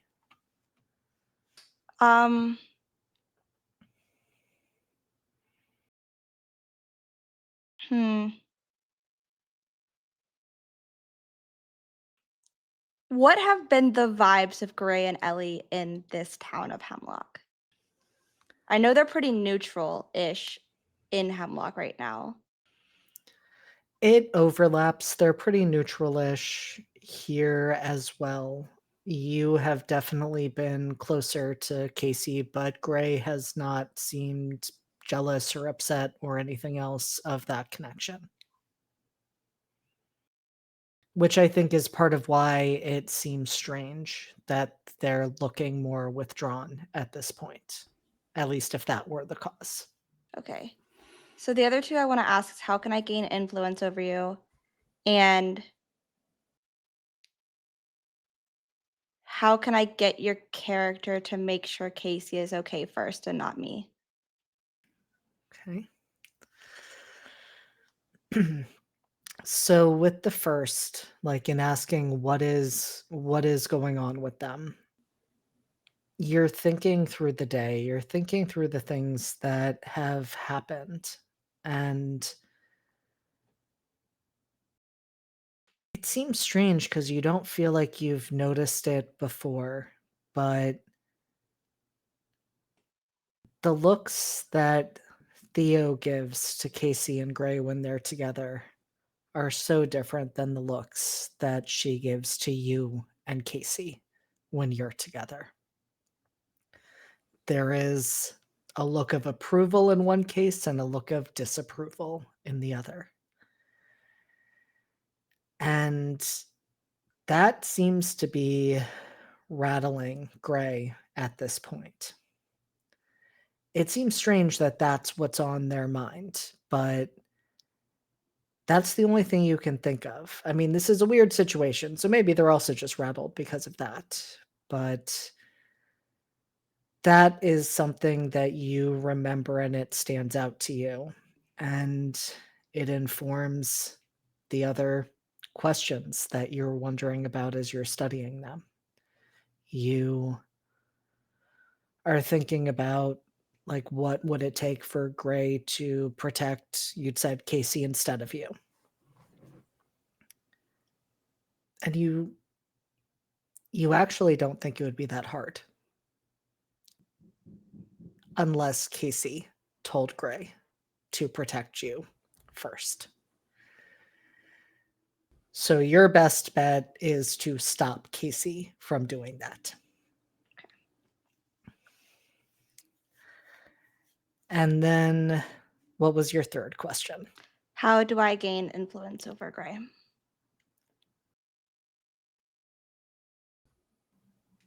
Protect him and Casey from Theo. Bet. Bitch is dead.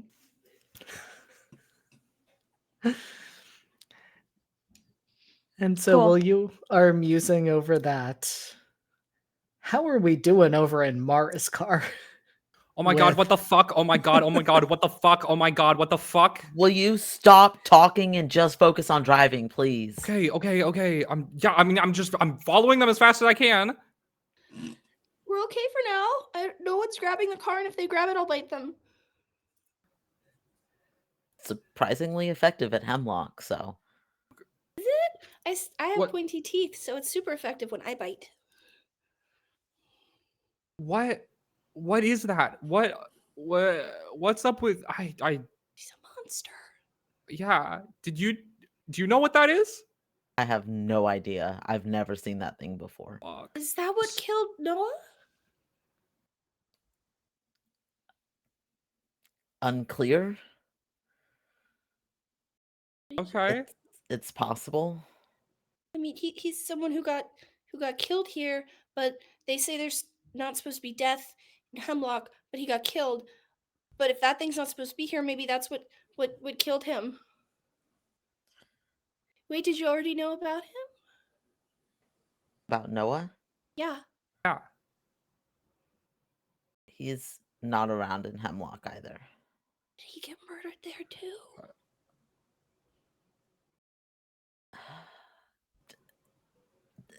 Do I know for certain that Noah was murdered? Has that Valen been come after the confirmed? fact? in terms of at Hemlock or in Hemlock? At Hemlock. I mean, there were accusations towards Onyx in particular of being responsible for the death. The word murder hasn't necessarily been used, but people have been identified as being responsible. Thinking about the fact that Onyx is the one getting us out of here right now, Valen just says, we don't know what happened. Okay. Okay. So what's your deal? Are you like a superhero? What's she makes No. like a hard turn. Valen slams into the Yeah. door. Well, just slides, but doesn't seem to mind. No, I'm not a hero. Okay, well, that's not really inspiring a lot of confidence, man, but thanks. Well, I mean, you kind of are. You For being saved honest. Ellie. Did you uh, do that? look, we're not exactly heroes at Hemlock. We're kind of the opposite. Wait, we're At least that's what they think. That's why we're That there. sounds fake. yeah, I don't know if everybody here's not like Valen that. turns around to Scylla. Of all the things I've said, that sounds fake. Well, yeah, I can't picture anyone of my friends doing villainous things like that. Oh my god. That would get them locked up. I mean, what would I mean, I it's do? it's a tough What pill to would swallow. You're Mara telling us do? we're in jail for something. Yeah. We're look, I will explain more when everyone is around, but we're not there. And Valen glances at Mara. Most of us are not there because we want to be. I'm really hoping Mara's eyes were on the road for that glance. Wait, what does that mean? What do you mean by that? Like, what would we do? And also, who is is it like Casey? Is What do that you what you're talking mean? about? Is Casey's not very chill. Casey is. You Look, said That that sounds somebody right, was in there then. for like actual reasons. a lot of us are in there for actual reasons. Okay. Look, I don't I want to hope- get into specifics because obviously here you have different opinions about people, but someone may or may not be a murderer. I don't know. Okay. Yeah, I'm going to drive, but when we get to wherever we're going, you are going to explain that, okay? We'll see. Gotta get there first. Okay. Yeah, sure. After like one more moment of silence, Mara would just be like, "So what powers do I have?" You control gravity. Whoa. It's a little on the nose, don't you think? Are The you astrophysics student controlling gravity like that? That's Whatever. cool. Yeah, I guess. have you always liked science? Yes. Or yes. Have Not you well, I don't know. The stars, yes. Science, yes, also, actually. Yes. My is bad. there a chance, a very slim chance, and I can't even believe I'm asking this, that you used to post on forums? No, I don't ever remember doing that. Okay. Don't worry about it. Maybe your Mara did. I don't know. No, it's I'm fine. confused. Turns around and looks at Scylla. You have magical moths. What? That's so pretty. What do they They do? we're not really sure, but I think that they try to Okay. keep you safe. Aw, that's cute. Do You I talk still have about them pointy like they're teeth? friends. You do Yes. have very pointy teeth. Yay. I'm glad that's consistent. That's so funny. I got a wind chime with moths today. I don't know who Oh, sent it to me. It was like I put them in my backpack because I was gonna show Connor. Like I think it's a secret admirer. I've never had one before, but it seemed really weird when I took them out, and that's why I'm kind of like listening to you and not dismissing it. I mean, I don't think I'd try to dismiss you, even if what you're saying sounds really like wild, but some weird things have happened today. Like, there's a man with antlers, and how does his head support those? He's a man, not a deer, but or a reindeer, or like other things with antlers. But also, like, when I got the wind chimes out, they made me feel sad, and I didn't know why. And then it seemed like Sloan and Luke weren't there anymore, but then they were again. So some weird stuff has happened today. So, I'm open to listening to what your theory might actually be truth or something like that. You are still the best of us, even in this world, Scylla. Oh, that's sweet. I thought Connor's the best of us. Connor is a very close second, but don't tell him I said that. I won't. He's the best. Yeah, I have them in my backpack, but I won't take them out right now. I don't want to lose them while we're doing I guess it's a car chase or race? Escape. No, I'm Car just escape. yeah, I'm just following them. I'm not chasing anything. I'm just following where I'm going. Yeah. Some weird stuff has happened today. Yeah. And the group of you make your way behind Onyx, following them into a part of Hemlock that you don't quite remember going in before. Hemlock is a small town, but this space is getting progressively more rural with farmland around you, which Scylla, that strikes you as strange because you remember thinking we have an orchard, but there was just the small group of trees that could fit into a suburban backyard. But here, there could be so much space for an orchard. Why did Sloan and Luke never move out here? That doesn't make sense. That's weird. And you eventually turn. It is down an unpaved dirt road filled with uneven terrain and potholes that are a bit difficult to navigate, though Onyx drives through it like they have done this every single day. And you approach what looks like an old farmhouse. The windows are all boarded up. It's dark, but that's not surprising because everything has been dark. But Onyx indicates that you are here, given that they park their motorcycle in a very practiced way and wait for the two cars to pull up and everyone to exit.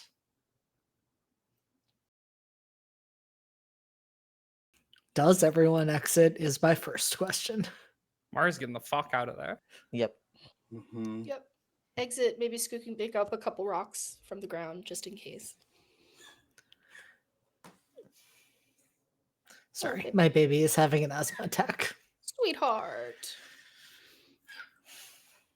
I Baby may have to girl. disappear for a moment to check on her, but we will see how she does. But yes, I'm going to disappear for a moment. I will put us on the be right back screen. Sounds good.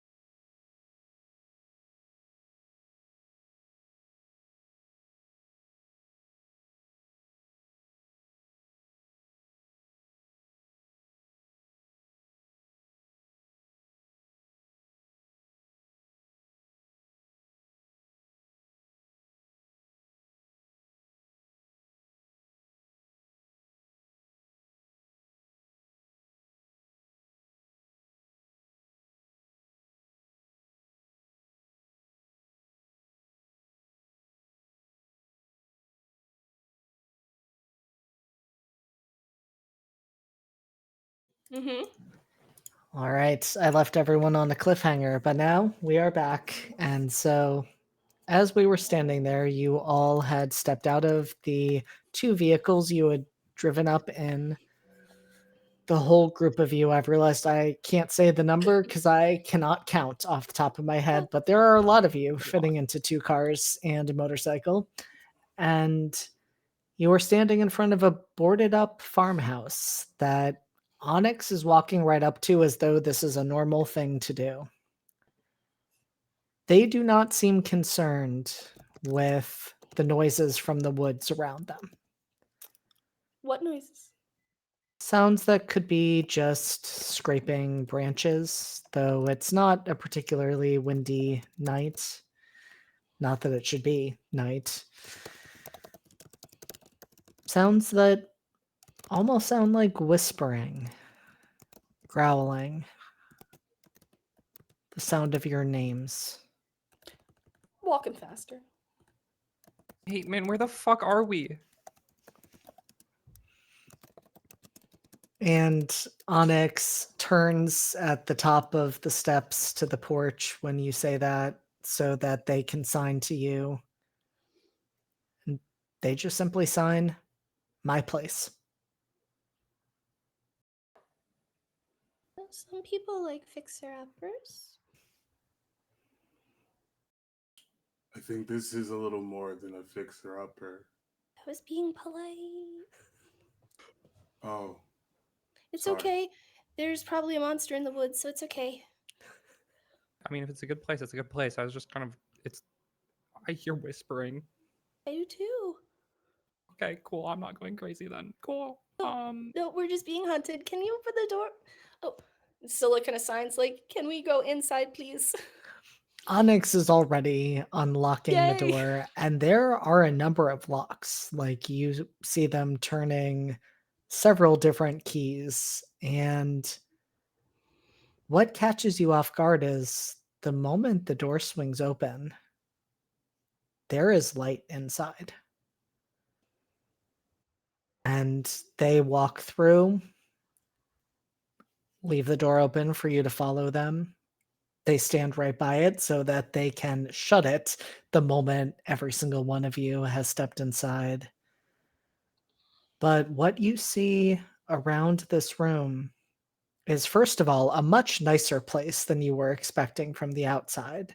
It is actually in very good condition, not updated, but everything is clean and serviceable and workable.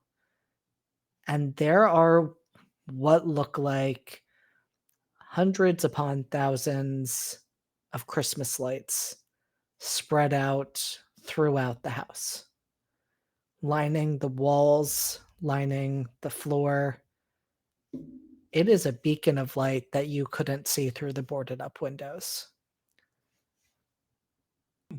And they gesture for you to take seats on the furniture inside. There are couches, there are chairs. And lock the door once you are all in. And the whispering stops. Everything gets normally silent. Not unnaturally, not, well, maybe uncomfortably, just given everything, but it is just the usual type of silence that comes with a group finally reaching a place of safety, not a complete absence of sound.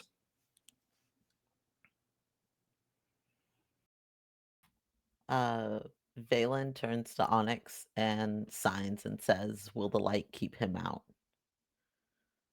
Onyx nods. So you know what's going on. Onyx signs, I know there's darkness in this town.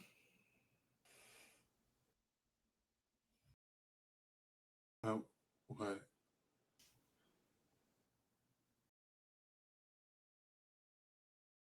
What do you mean?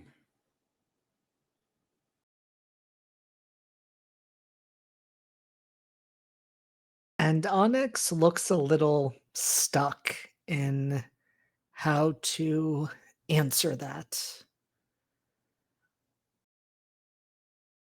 And then says, signs, I thought it was me. I think everyone else does too. I didn't.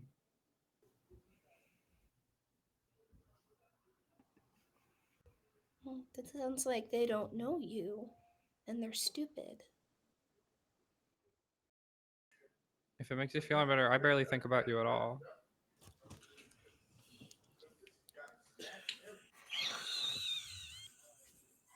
Mara,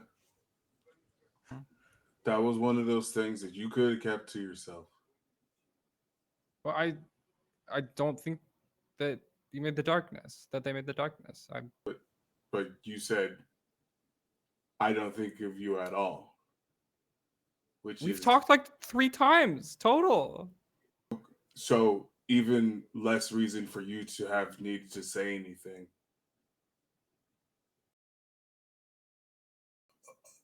Stop being so mean all the time. Whatever, sure, I guess. Thank you.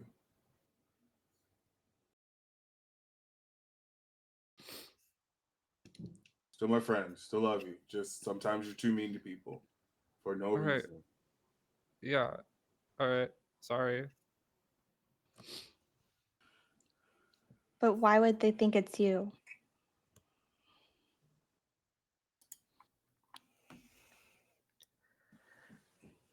Onyx shrugs one shoulder,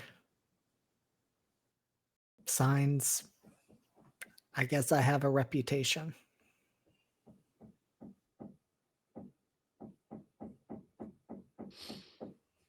You saw how everyone reacted when I showed up.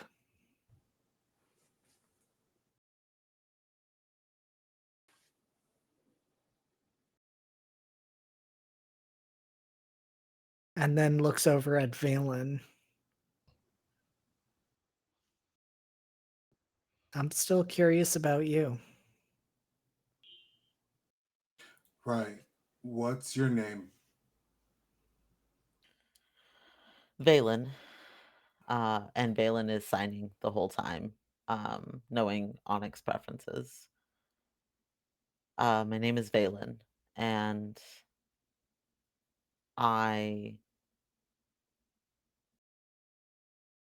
Everything I said earlier is true. We're all stuck at a place called Hemlock. Everyone has powers. Most of us are not there because we want to be.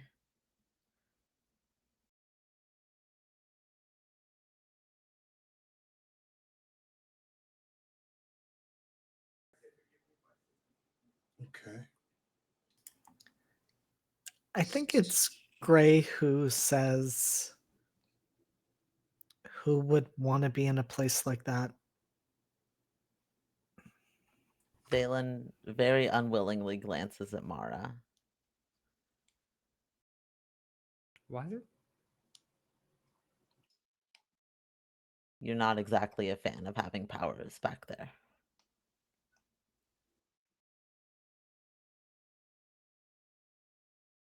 In fact, you would I? like to get rid of them permanently.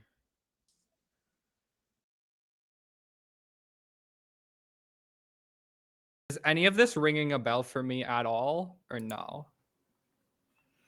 I mean, I think that is in essence up to Mara if she feels like that fits for her. Like if she can imagine how would I react to having powers. And if she thinks, yeah, I might not want them, or if she's like, who wouldn't want gravity powers, I will leave that in your capable hands, Harp. I don't see why that would be the case, but you're the expert here, I guess.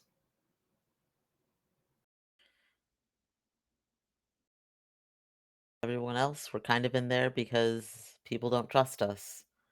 It's a reform place. in theory. Luke and Sloan wouldn't send me to a place like that. Sloan doesn't trust those places. No one really knows where you came from, Scylla. Well, I mean, neither do I. I was adopted. Not quite like that.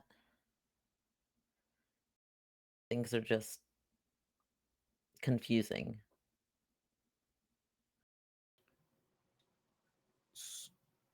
That So, makes sense. how much is different in your world? Like, are we just like totally different people? It sounds like we are from what you're saying. There are definitely some pretty big differences. Um, you're not too much of a team player at Hemlock. Um, Glances at Ellie. You're not really one to run from a fight, which I guess you're kind of not here either, but it's, I don't know, you certainly could run a lot farther at Hemlock. You're probably the closest one to a superhero. You actually did work before you got there. So then, how did I end up there? I mean, if we're kind of different, but not really different, I can't think of anything I could do here or a reason why I would do anything here to hurt someone or get put in a place like that. I don't have time. You, there's a couple city blocks quarantined because of you. You lost What? control.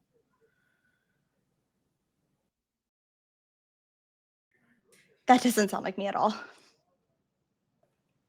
I think in that moment, as you say that, Ellie, like Zane says that too. And it's just like, that doesn't sound like her at all. And your voices overlap very cutely and very sweetly. On our anniversary. God, that felt awful. You don't have to watch. I'm not. It's just happening to me.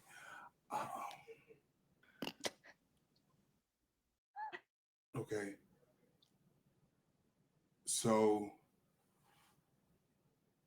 we're we're still stuck in Hemlock. It's just a hospital instead of a town. Yeah.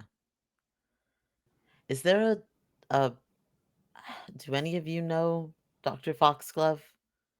I know they were mentioned on the Cosmos commercial. I don't know if any of you have interacted with that place.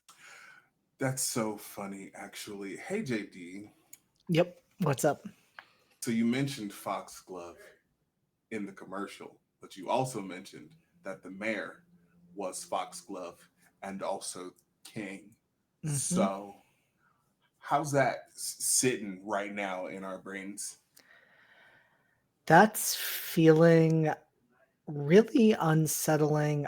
I would say primarily for you, Connor, because you also work at Cosmos. Correct. And so you are very familiar with the staff in a way that not everyone in this town is. And the strange thing is, it hadn't seemed strange that the mayor was a half foxglove and half king. Like, that's just something that happens. But now that all of this is being brought up, you're sitting there feeling this uncomfortable prickling almost on your skin of just this overwhelming sense of wrongness. Yeah. Actually, no, it'll be this arm. The one that's obsidian in the other.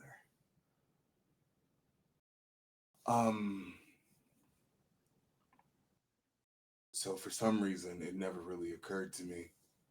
But yeah, Foxglove's the mayor, but also isn't the mayor. Well, so he's the mayor, and sometimes so is he's also someone else. But also he's part of the team at Cosmos. That really hurts, actually. He runs things at Hemlock. He's kind of behind it all. Yeah, that makes sense. Well, what about the other half of him? What do you mean? The other half of the mayor. Yeah. Tall, dark skin, beard, really nice hair. Really put together. Looks like he'd call you champ. Do I does understand look what's happening, JD? Absolutely. You're like, that sounds a whole lot like King. Mm-hmm. Oh. That would be a superhero. The superhero. Unfortunately. Okay. Turns and glances at Rook. You're one of them too. A superhero? People call you that. I'm not in Hemlock with all of you. Nope. Certainly not dating anybody in Hemlock. Glances over at Ellie. Incredible. Steph.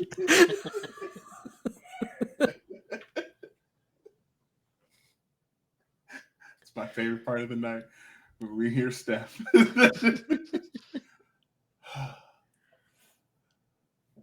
Oh, we've been dating like 3 years? Or And anniversary yes, today.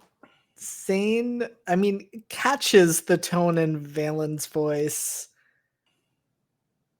You're saying that me and Ellie aren't dating?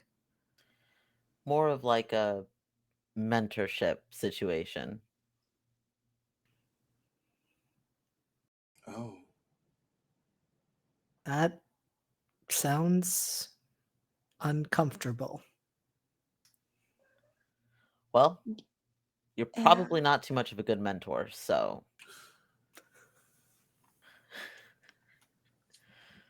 I mean, I suppose not if several city blocks needed to be quarantined. Okay, we don't have to keep mentioning it.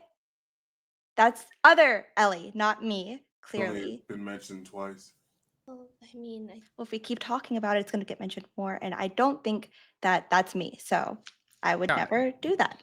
Pretty clearly, this is different people that are just like, it's like an alternate universe kind of thing, right? Looks at Valen. nope. It is all of you. It's gonna Okay. get weirder, but you're all trapped in a TV. what? How? Go fuck yourself.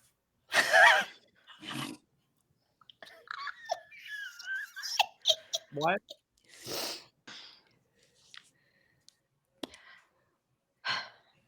I told you it's gonna get weirder. Then how did it happen? If you're so confident that we are those people and that we are here now and we are not different and this is not an alternate universe, how did this happen? Thank you. I don't know exact details, but best guess, and you can see Valen gears turning, putting it together in his own head. I think it might be my fault.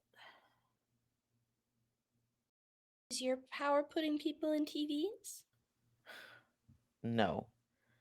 I can interrupt people's powers. Take them away for a little bit. Okay. And none of you have powers here.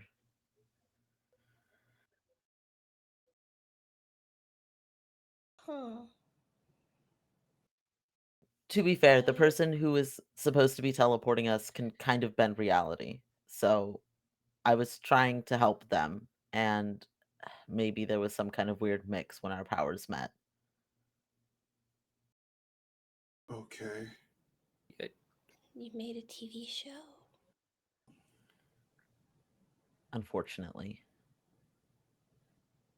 Okay. Wait, were you like watching us? I was falling, but the other person was watching no. you. Oh, okay. That's I saw awkward. bits and pieces. That all sounds really awful. If we can fix the monster situation here, this place kind of doesn't feel so bad.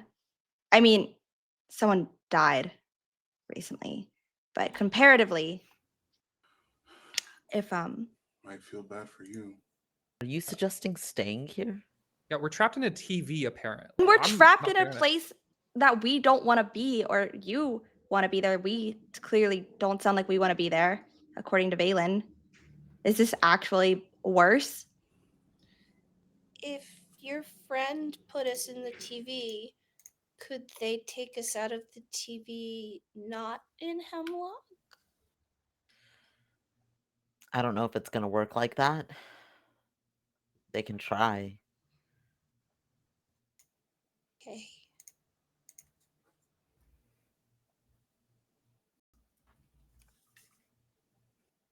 To be fair, looks over at Ellie. You maybe kind of want to be there. You believe in it, at least, in the reforming that can happen. I don't know. You're very optimistic. I'm having a lot of mixed feelings about all of this because, like I said, I don't think I would ever do something like that. But if I did, yeah, I would want to get better. I would not Look, want to do that again. God, that makes whatever sense. happened, I'm sure it wasn't your fault. But no one knows what happened exactly. At least anybody who does know isn't talking.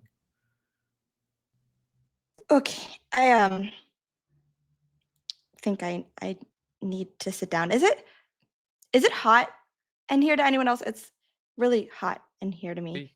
Are you Are okay? you okay? This is all a lot. This is a lot of information all at the same time, and I I, I just need to sit down. I just need to sit down. Zane and Casey both go to help you sit down, and Onyx goes to get you a glass of water.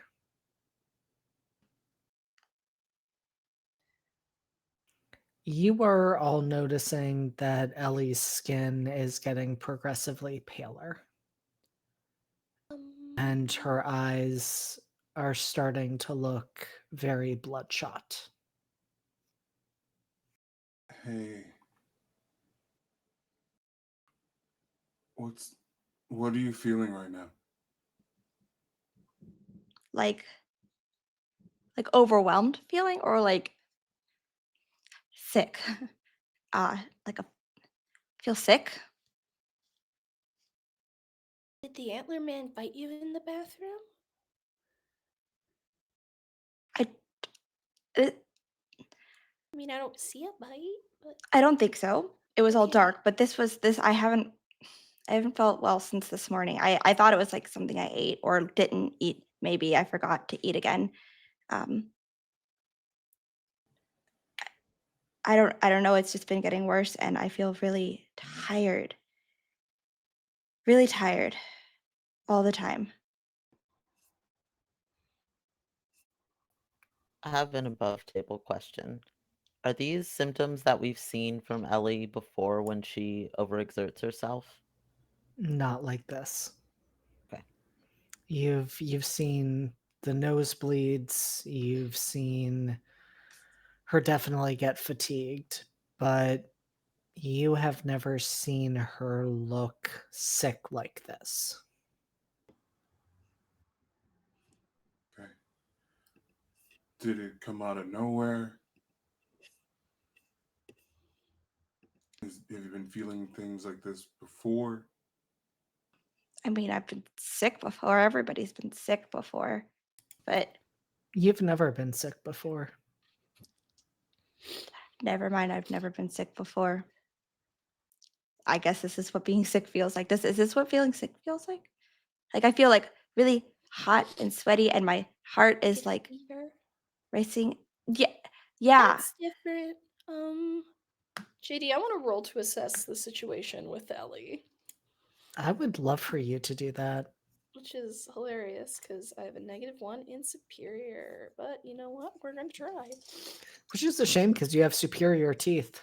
I do. That's the one thing I have superior. I think every time you bite someone, you should roll with superior and get +1. I should. Oh, thanks. -1. That's a 6. So I'm fine. potential.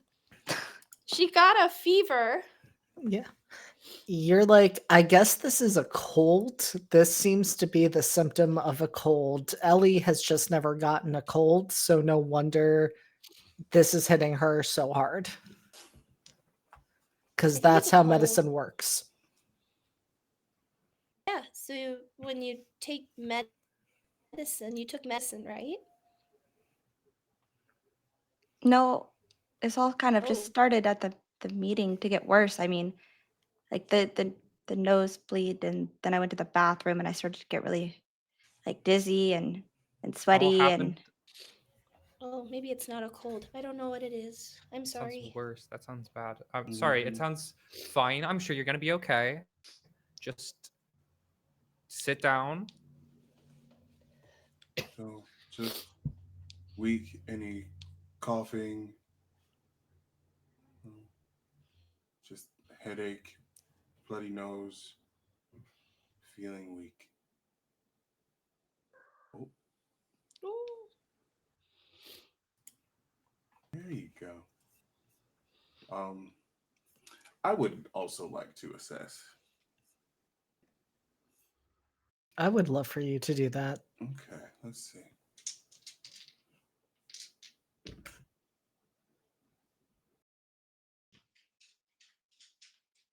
Okay, that's an 8. And specifically, Connor is looking at what's going on with Ellie. Yeah.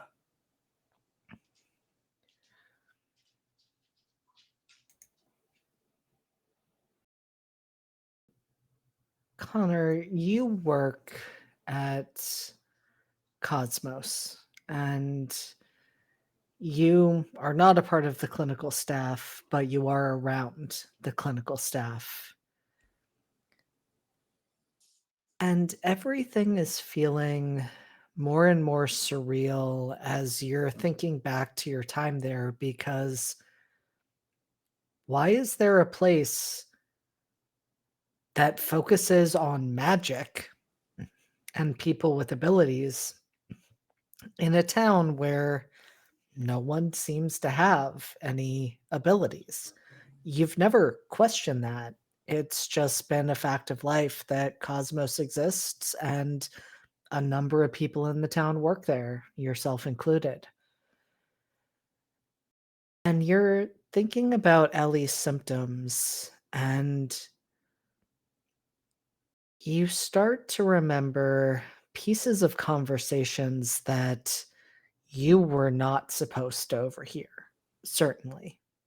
HIPAA violations all across the board, because you heard clinical staff, in particular, some of the postdoc residents, Misty and their counterparts, Mhm. talking about some of the trials that were going on, and how one of the things they had found were ways to address degenerative illnesses with the use of certain formulas and items that they had uncovered. And well, you have never known Ellie to say anything about having a connection to Cosmos. You do wonder, is it possible she was treated there at some point?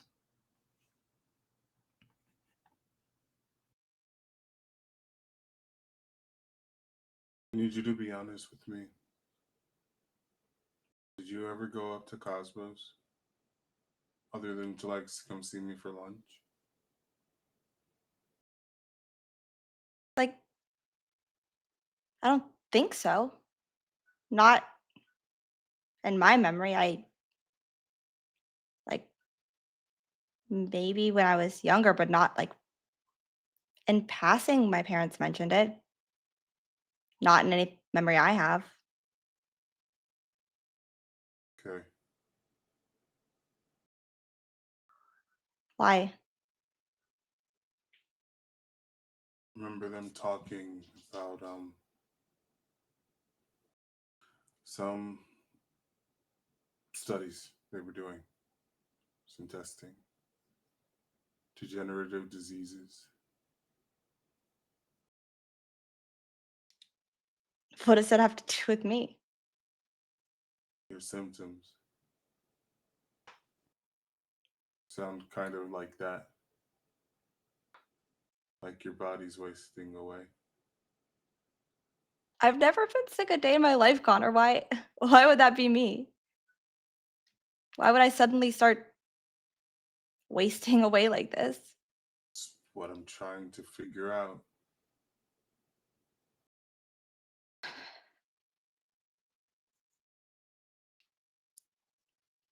Cool. So, Antler Man, superpowers, alternate reality, but not alternate reality, just us. And now I have something killing me. I'm so sorry. Somebody just buzzed my doorbell. Uh, 1 second.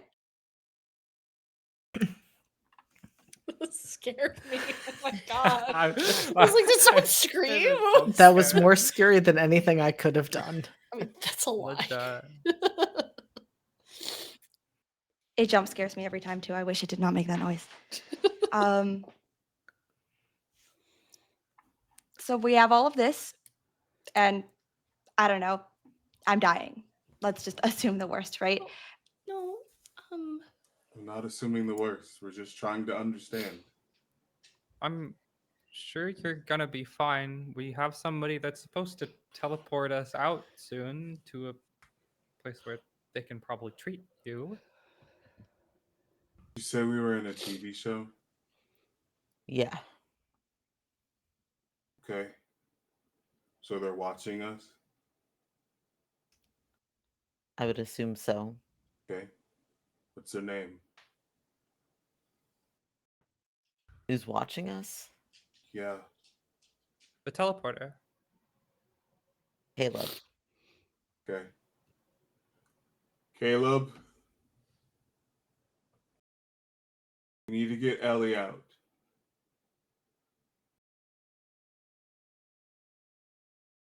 However, you need to do that. She's our priority right now.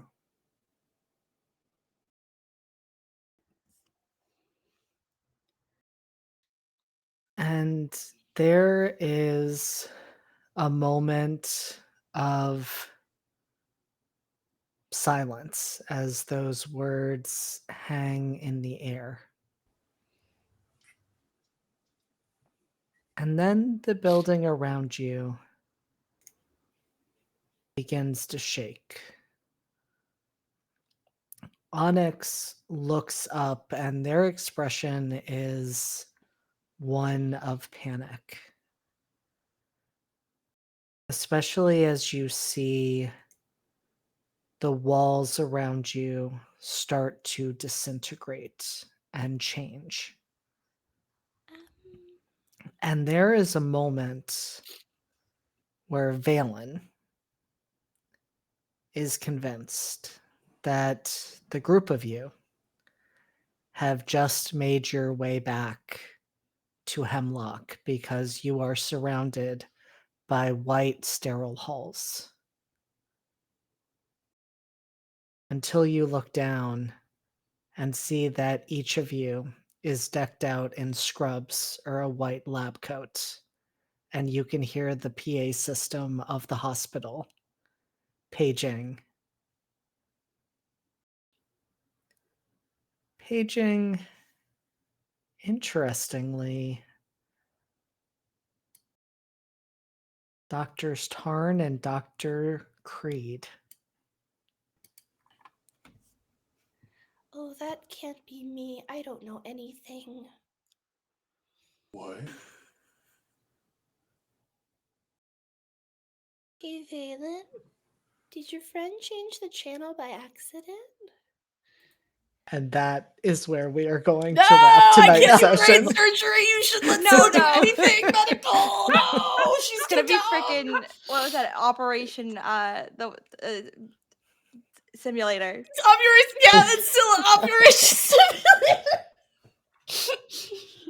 Oh no, we're Listen. in General Surgeon Hospital. Simulator. Surgeon Simulator. We just moved you from the haunted town to Grey's Anatomy. It's I fine. hate Everything's Grey's fine. Anatomy. I feel Oh. so Chicago bad for Med. any patients I'm about to have to talk to because they're gonna die. That's me every time I go to work. Sorry. Oh Right. no. And so we had a good time tonight. We had experiences tonight. Don't give me Didn't those we? skeptical looks. Didn't we? Hey, but if Yes. this is like Grey's Anatomy, that means someone could definitely make out in the janitor's closet. here. That's true. If nobody And- makes out in the elevator, it is literally a crime on the show. I die and I become a ghost. I could still No. get laid also in Grey's Anatomy. I mean, yes. That Wait, is a factual You- statement. that is Jeffrey Dean are- Morgan too. That so, is? like, Yeah. Yeah. Yeah. I Mhm. hate Grey's Anatomy, but that's the only thing I know because Jeffrey Dean Morgan. Oh, him, yeah. Mhm. And Danny. so, with that, I am going to let everyone go around, remind you of who they are and the awesome things they are doing. And in 2 weeks, we will see what happens in our horror show, where it instead becomes, what is even that genre of show called? Medical drama. Medical Medical drama. I drama. kept wanting to say medical procedural, and I was like, nope, that is a combination of Oh, two very no! different shows. But with that, I'm going to start by throwing the mic over to Harp to start us off to tell us the awesome things that she is doing. Hey everybody, I'm Harper. I was Mara. You can find me tomorrow night on High Shelf Collective, where I'm Maisie in Beacons of Farlight. She's another character who hasn't done anything wrong or wronged anybody in the recent past. So that's cool. That's all I'm doing right now though. Okay. Thank you for your time, everybody. Harp also makes cool music. Sometimes I'm kind of busy right now, but thank you. but thank you. I do appreciate that. I try. It still deserves a plug. All right, Keen, I'm going to save you for last to do the channel outro. So I'm going to jump us over to Q. Hello, me. Hi. Hello. Greetings. Hey, I'm Q. I played Connor Creed, who is just a confused boy. When I'm not here, you can find me out on the internet at Midnight Inc. That's Midnight_INQ. Q is my name. I'm sure you get it. Save a horse, ride a cowboy. I keep making cowboys. Speaking of which, this Saturday, you can see me over at Live from the Apocalypse for the Extra Life weekend from 2 to 6 on Saturday. I'm going to be playing in the game there. I'm forgetting the name. It's something to do with birds. No, I'm kidding. It's herons. But yeah, I have made a cowboy because I promised. I still have 2 months left for this year. So I'm going to continue with the bit. Other than that, you can see me. Are we doing a thing this Thursday? No, it's Halloween. Yep. It's Halloween. So nothing this Thursday.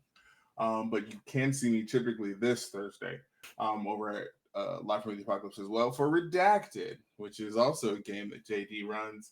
It's a lot of fun.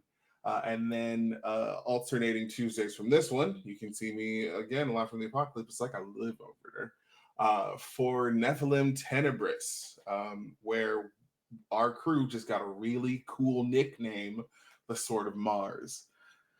for fucking lasering a warship with our little baby ass ship. So that was really, really good and a lot of fun. And I think I'm done now. Podcast. We've missed a couple of weeks, but we are still doing it before we take our, holiday break. But Cold Switching Naturally is a podcast I do with my sisters, where we talk about a bunch of random shit just from the lens of being Black and in America. We are still in this raggedy bitch, even though day by day I kind of don't want to be. Anyway, now I'm done. One last thing for you, Q. You will be with LFTA twice on Saturday. Oh, I will. Oh shit. Oh shit. You right as hell. Class reunion, baby. We back. Listen, time is an illusion, and I can't be bothered to keep up. Yes, I will be back for Kira. He's back. We back. We'll see. That's it for me. Please stop letting me talk. All right, Steph, you are up next. Hi, I'm Steph. I've been Scylla. She's having a small little bit of a crisis, but she's gonna figure out how to be a doctor. It's not gonna go well for her.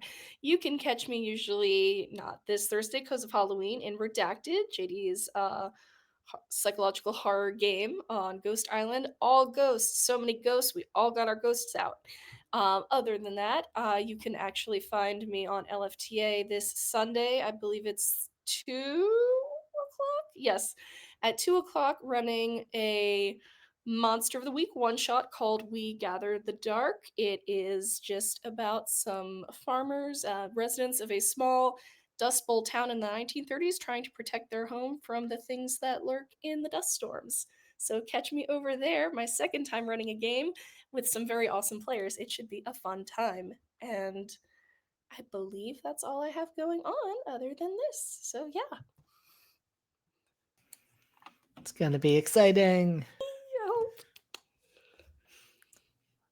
All right, LC, you are up next. You're muted. Yeah, I lost the tab that I had for this muting situation. Hi, I'm Elsie. I'm Optimistics on all social media. Due to a series of interesting and unfortunate events, I am here and I am over on Tales from the Table only for Star Wars and Masks, alternating weeks. I have some really cool things in the works for months in the coming year, next year probably. But also, I'm super excited to have my first situation with LFTA for JD's game of House on Ashtray Lane, which I'm going to finish my character sheet for, I swear. I just need to check and see what other people have picked for their Call of Cthulhu occupation. Everything is fine. This is all normal. All of my characters are having a normal one, so are my animals. I don't know what they're trying to get a bug, I think. Anyways, can't wait for next week's masks or whatever mask where I can categorically rank all of the medical dramas according to accuracy and how well they do CPR and how their EKGs read. So really excited for that. I hate Grey's Anatomy. The most accurate one so far is Chicago Med. I also like ER. Goran Vishnik is my man. He is 6'4" and a tank. Thank you for coming to my TED Talk. That's it for me. I mean, that was incredible. 10 out of 10. I am JD. I run this game. I run several others, as noted. My schedule is a little bit lighter these days, but in the coming, we'll just go with a week because I've stopped doing like everything that's going on because I can't keep track of it all. I will not be doing anything else until Saturday, where I will potentially be in class reunion. We will see how that works since one of my characters is endlessly dying and the other one has been kidnapped. So who knows what that will look like, but I'm sure it'll be fine. And that will be for part of LFTA's Extra Life Weekend to support the Children's Miracle Network hospitals. I will then be back for 2 games on Sunday with LFTA, where I will start off my day running the House on Ash Tree Lane, which is inspired by House of Leaves, and it is going to be a great time. And then I will be playing in Steph's game, We Gather the Dark, where I will be playing a hot priest who is the divine playbook in Monster of the Week. I don't actually know how much I have the following week. I think I just have Never Ember's Enigma, which is also on LFTA. Incredible. That is essentially where I live right now, if I'm not here with Entropy.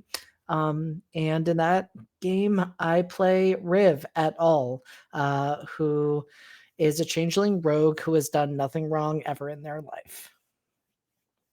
And with that, I will toss it over to Kian to bring us out. Hello, hello. Really quick stuff on Entropy Emporium. On Tuesdays, obviously every other Tuesday, we are here playing this terrifying game.